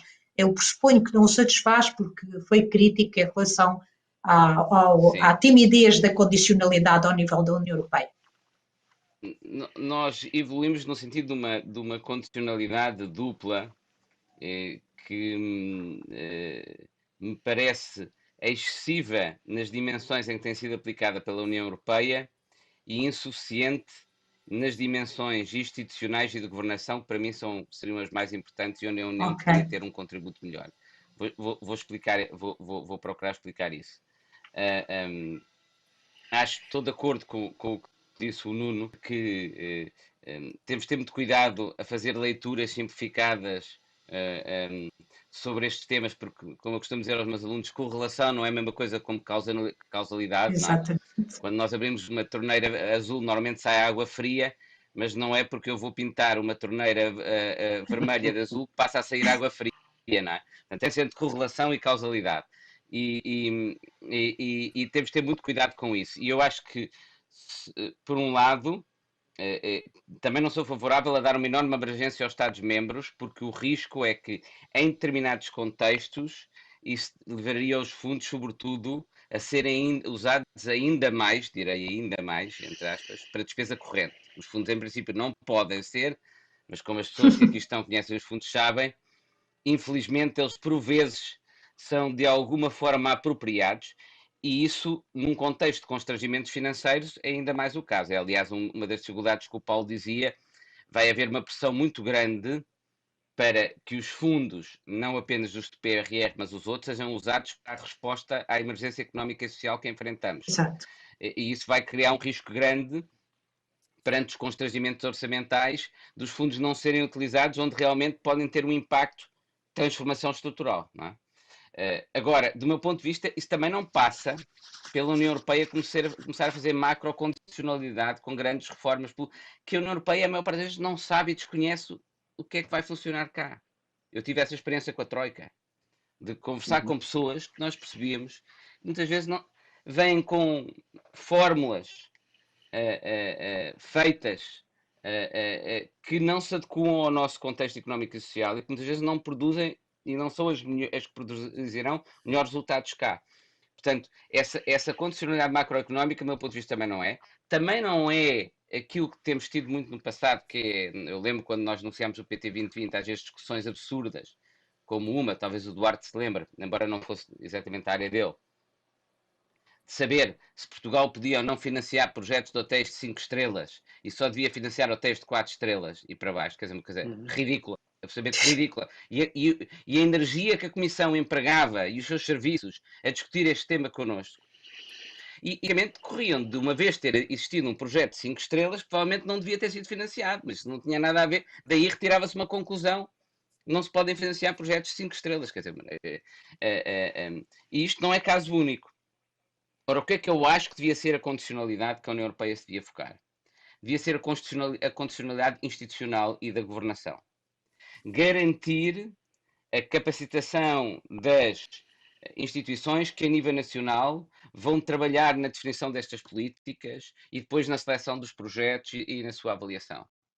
Isso é que sim deveria merecer muito mais investimento do ponto de vista da União Europeia e muito maior condicionalidade aos Estados-membros, incluindo, do meu ponto de vista, aspectos que foram mencionados, quer pelo Duarte, quer pelo Paulo. Acho interessante usar os fundos para desenvolver unidades de políticas públicas como aquelas que o Paulo mencionou. A ADC já tem nas suas competências uma unidade que poderia evoluir nesse sentido, mas não teve talvez os meios suficientes, nem o mandato suficiente para fazer isso. Mas acho isso interessante e importante. Eu acho que isso ia ser feito ao nível, digamos, no centro do governo, não é? Portanto, não necessariamente só na ADC, mas acho que era importante. E depois, do outro ponto de vista, garantir, onde isso é necessário, na minha opinião, no controle das elegibilidades, na avaliação, a independência dessas instituições. Eu tenho defendido isso muito à União Europeia, eu acho que a União Europeia devia muito garantir isso. Porquê? Porque o tipo de projetos que são realmente transformadores e que muitas vezes iam ser apoiados pelos fundos não correspondem com aquilo que pode trazer maior ganhos ao nível dos ciclos políticos. E esta é uma assimetria que nós temos de corrigir. E é por isso que a simples questão do name and shame que o Duarte falava, do meu ponto de vista, nunca será suficiente, porque o problema é que o name and shame, nós só sabemos os resultados destes investimentos num ciclo político ulterior a quem os decidiu. O decidiu. E, portanto, nós temos aí um problema de assimetria que, na minha opinião, exige que haja uma componente dos fundos, que, no fundo, nós consigamos autonomizar ciclos políticos e dos efeitos e dos incentivos perversos que daí resultam. E peço imensa desculpa, mas vou ter mesmo de ir. Miguel, obrigada pela sua participação e pelos seus contributos para esta reflexão e boa audiência. Voltamos aqui ao Duarte. Duarte, tive de o interromper muito rapidamente. Uma das questões que foi colocada aqui, obviamente que, como fez, aliás, pode seguir sempre a regra que seguia o Álvaro Cunhal. Eu coloco as questões e vocês respondem o que vos apetece. Mas a questão que eu tinha aqui era um bocadinho relacionada com aquilo que foi um dos desafios deixados aqui pelo Paulo, que é a questão do desafio de execução simultânea do Plano de Recuperação e Resiliência e do Portugal 2030. Uma das críticas que eu tenho ouvido, por exemplo, é que há o risco de não termos recursos, e falo então, não é de recursos financeiros, que esses vão existir até demais se calhar, mas recursos humanos para a execução, nomeadamente no que diz respeito ao Plano de Recuperação e Resiliência, que tem um calendário mais reduzido, de áreas como a transformação digital. Está de acordo com estas críticas? Há um desafio? Qual é que é o desafio que vê do seu ponto de observação? Eu julgo que todos é consensual a dimensão do desafio, desde o Primeiro-Ministro que eu tenho referido, e aí os números importam.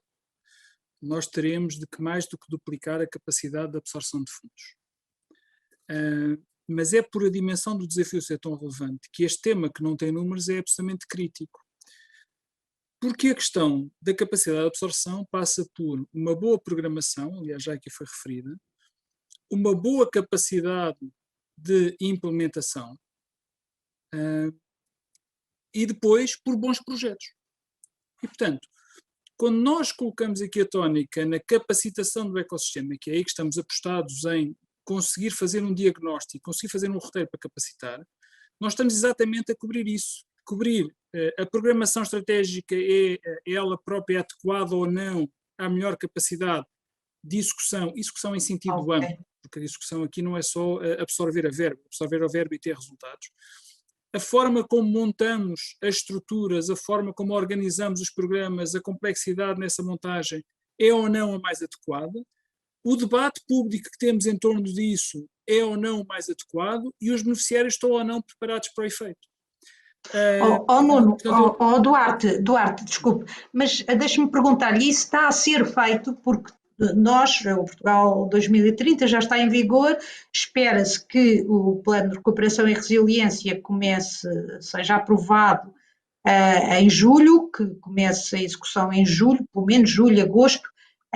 Nós damos um bocadinho uma corrida contra o tempo, não é? Olhando, por exemplo, para a capacitação, isso já está a ser concretizado? A capacitação tem vindo a ser concretizada ao longo dos últimos anos, essa tem sido uma preocupação. O que nós estamos agora a procurar é estruturar melhor e ver onde é que há gaps de financiamento.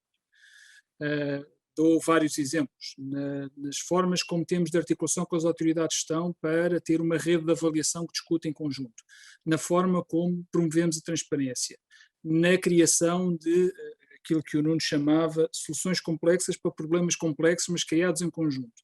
Tudo isso existe. A questão agora é o passo seguinte. Como é que montamos uma administração em sentido amplo? Porque, repito, isto é a propósito também de beneficiários. Nós estamos a dizer que as nossas empresas vão ter um investimento em muitas áreas que não tinham e, portanto, temos que criar instrumentos. Eu dou apenas um exemplo que é para isto não ser demasiado abstrato, como dizia eu. Nós criámos um conjunto de incentivos no Portugal 2020 para apoio à eficiência energética no tecido produtivo. E não fomos capazes, enquanto país, ouvindo toda a gente, não fomos capazes de criar instrumentos apelativos para isso. E esse é um desafio que a sociedade tem pela frente. E não fomos capazes por diversas razões, porque os incentivos do área da inovação produtiva são mais interessantes e qualquer processo de inovação produtiva tem incorporado a eficiência energética. Não é que as nossas empresas não o tenham feito, porque há muitos projetos de eficiência energética privados e, sobretudo, públicos que têm um payback demasiado curto e, portanto, eles são financeiramente sustentáveis, não precisam de fundos públicos. Portanto, nós temos de ter uma discussão a propósito dos fundos, que é uma discussão que em Portugal está um pouco enviesada, que é a ideia de que um bom projeto precisa de dinheiro, precisa de fundos, ou merece fundos. E eu acho que essa questão, quando eu referi há pouco o processo seletivo, tem a ver com isto. Há bons projetos empresariais que não precisam de fundos e ainda bem que não precisam de fundos. E, portanto, nós temos que ter capacidade de escolhas. E temos que ter os incentivos certos para aqueles que verdadeiramente precisam de fundos. Portanto, esse é o enorme desafio que temos pela frente nesta matéria. Estou a dar este exemplo porque nós temos uma componente do PRR, isto não é em abstrato, que tem 700 milhões de euros para a descarbonização da economia e uma parte dela passa por incentivos às empresas. E, portanto, nós temos que ser capazes de criar incentivos que as empresas adiram a esse efeito. E temos que ter um tecido produtivo que esteja absolutamente consciente de que não há outra forma dentro de se manter no mercado global, a não ser ter poupanças a esse nível. Sim, e agora com as perspectivas que existem de criação de taxas relacionadas com o ambiente, que só não mereceram o debate mais aprofundado neste último Conselho Europeu por causa do que se passou com a Bielorrússia, obviamente isto pode ser que desta vez esses instrumentos tenham maior adesão. Paulo, a minha questão mantém-se, que é esta condicionalidade é suficiente, esta abrangência é suficiente, embora obviamente sinta-se à vontade para tocar nos pontos que considero mais relevantes do seu ponto de observação. Muito obrigado, Helena. Se permitir só recuar um bocadinho a uma questão que há pouco o Nuno analisou sobre a própria evolução da política de coesão. No fundo, dizer assim, neste momento, no contexto da própria União Europeia, e nomeadamente no contexto de alguns órgãos da própria União Europeia, refiro, por exemplo, ao Comitê das Regiões, e existe algum movimento no sentido de reivindicar uma política de coesão à antiga, digamos assim. Quando digo à antiga, naquilo que eram os seus princípios originais, naquilo que eram as suas preocupações de centrar a aplicação da política num conjunto de territórios com um conjunto de necessidades particularmente evidentes, em vez da evolução que a política regional nos últimos anos foi tendo. Há, no entanto, aqui uma questão que tornou, de certa forma, ou que condicionou, marcou esta evolução que a própria política de coesão teve. Se nós nos lembrarmos, em 2011, 2012, e um conjunto de situações, de dificuldades efetivas em que a economia europeia se encontrava, não só do ponto de vista daquilo que são as dívidas soberanas, mas inclusivamente do ponto de vista dos indicadores de competitividade da Europa no contexto internacional, há ali alguns sinais de alarme que são dados naquela altura que levam, por exemplo, a que a União Europeia, nomeadamente a Europa, que na época da Revolução Industrial foi o berço da industrialização, em 2014 se visse na iminência de iniciar uma nova fase relativamente a este enfoque na própria indústria. O que significa que, por exemplo, na altura, era ainda Durão Barroso o Presidente da Comissão Europeia e ele, em grande medida, que lança um plano que ficou conhecido pelo plano de reindustrialização da economia da União Europeia.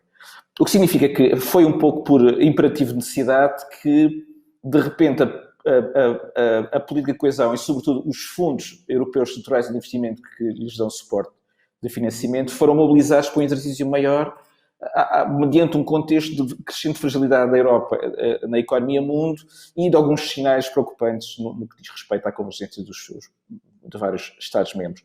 E é nesse exercício, num contexto em que, à semelhança do que já tinha acontecido em períodos anteriores, os Estados-membros não se manifestaram disponíveis para aumentar o orçamento da União Europeia, naturalmente os recursos foram-se buscar aquilo que era, no fundo, a sua parte central e os fundos estruturais que apoiavam a política de coesão. E, de repente, ela vai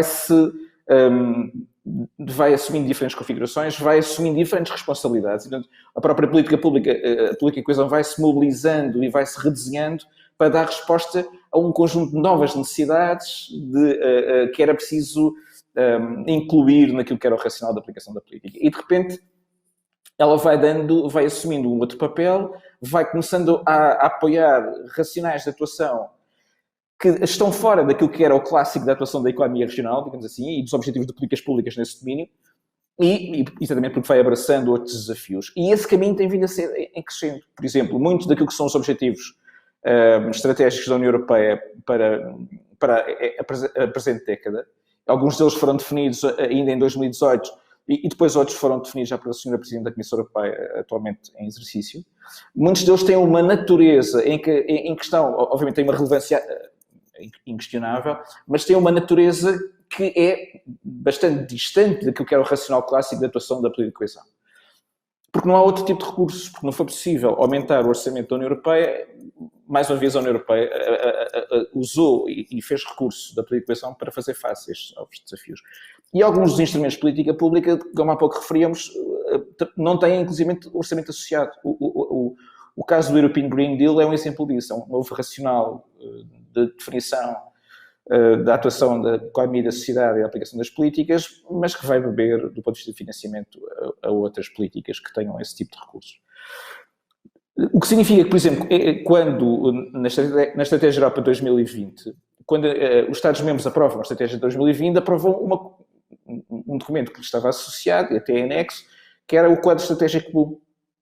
E o Quadro Estratégico Comum assume um conjunto de objetivos, inclusive setoriais, em termos de modelo de desenvolvimento, em que a Europa diz, já que a nossa situação é esta e que precisamos de reindustrializar e temos que voltar a apostar no crescimento e no reforço da nossa competitividade e de recuperação da competitividade da União Europeia face a outros blocos da economia mundo, foca-se, inclusive, identifica-se um conjunto de setores de atividade, economia verde, economia azul e outros, que foram concentrando, por um lado, em questões cada vez mais operativas, uma política de coesão que tinha outro tipo de preocupações de natureza mais de coesão, mas ao mesmo tempo vai alargando aquilo que é o tal espectro de análise e, sobretudo, o espectro de aplicação da própria política de coesão e os seus recursos. Muito bem. Também, como eu dizia.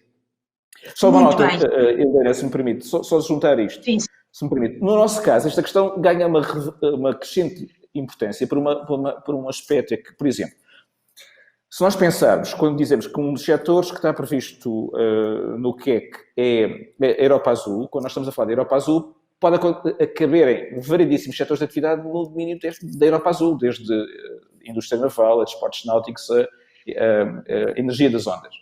O problema, e portanto há aí ainda assim uma margem muito grande para cada Estado-membro olhe para aqueles apostas e calibre no seu contexto.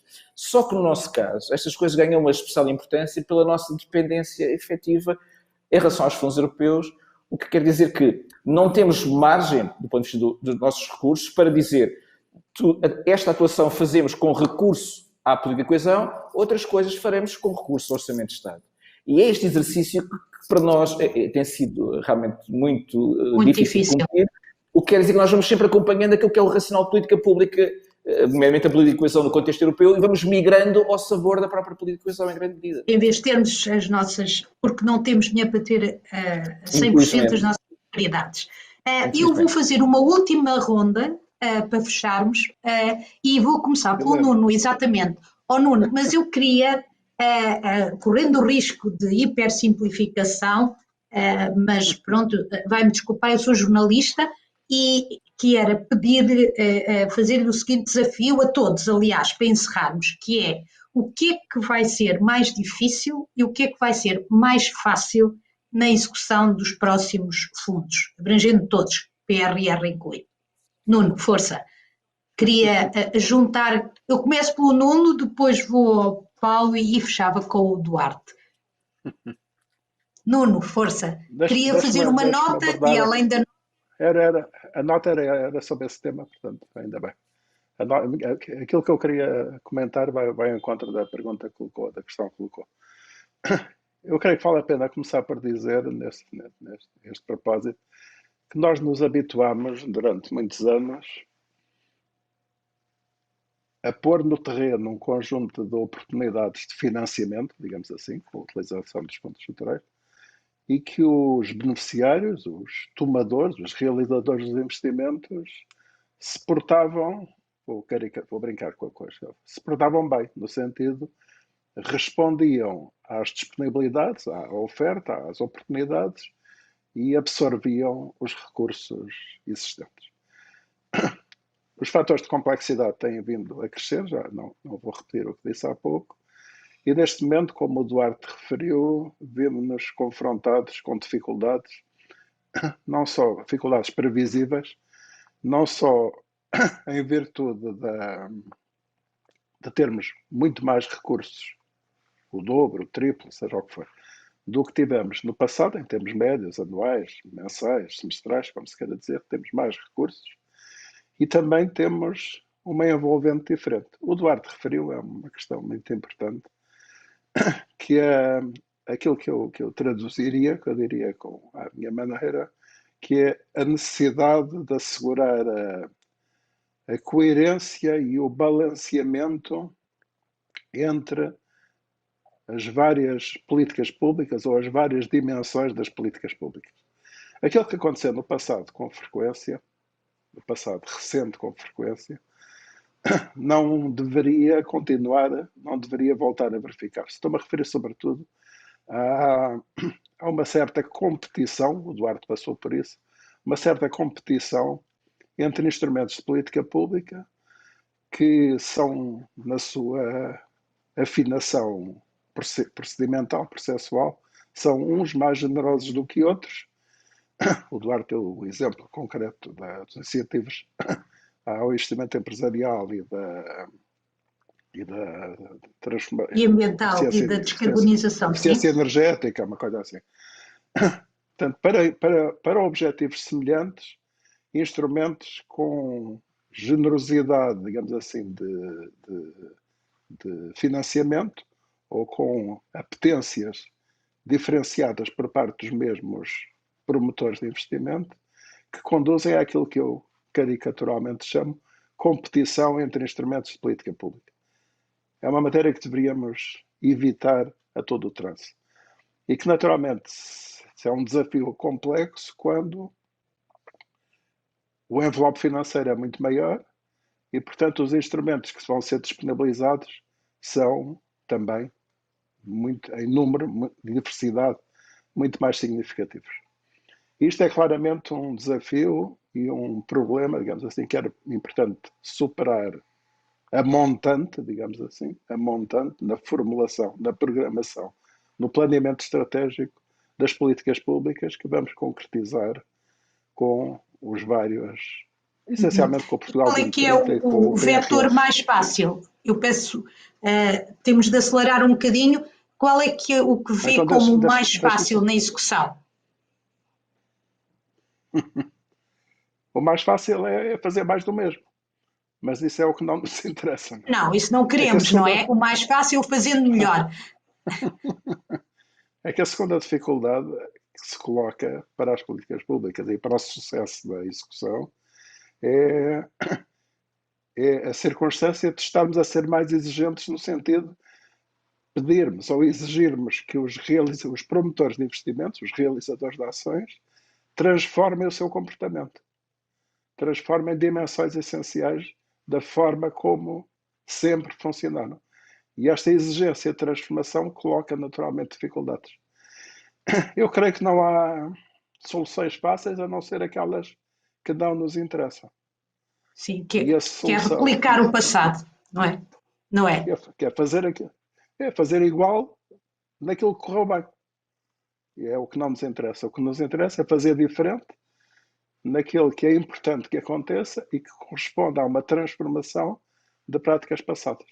É evidente, deixe-me só concluir com o seguinte comentário. É evidente que as dificuldades, vou falar sobre as dificuldades, é verdade. As dificuldades têm a ver também com a capacidade de investimento dos beneficiários, dos agentes de investimento. Nós apanhámos a crise, a troika, o PEC, e quando estávamos a recuperar, apanhámos a pandemia. Não é? Exato. E naturalmente que estas pancadas sucessivas, estou a brincar com coisas sérias, estas pancadas sucessivas diminuíram não só aquilo que vulgarmente se designa, em termos muito simplificados, a capitalização dos agentes económicos, a capacidade com recursos próprios fazerem investimentos, mas também a dificuldade não só de fazerem investimentos, mas fazerem investimentos transformativos, que é como a política pública os deseja. Exatamente. A resposta para isto é aquilo que o Duarte há bocadinho anunciou, como julgo eu que não há outra resposta. É a capacitação. A capacitação maciça dos dois lados deste edifício. Do lado dos fazedores de política pública e do lado dos beneficiários, dos destinatários da política pública. Muito bem. Muito obrigada, Nuno. Nuno, muito obrigada. O Paulo tem aqui o desafio de, num minuto, o que é a boa notícia e a má notícia. Ou pelo menos, a notícia mais complexa ou mais difícil, usando as palavras do Nuno, eu subscrevo essa questão da capacidade de absorção destes recursos por parte dos agentes.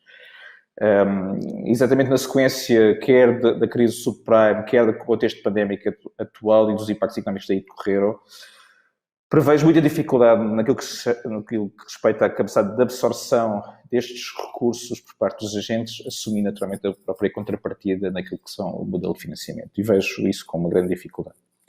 Vejo com dificuldade também...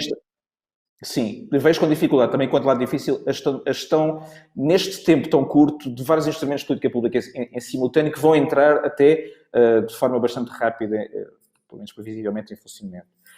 E essa simultaneidade de 3 instrumentos, grandes instrumentos, o final do Portugal 2020, o Plano de Recuperação e Resiliência e o início do Portugal 2030, parece-me que é outro fator de complexidade.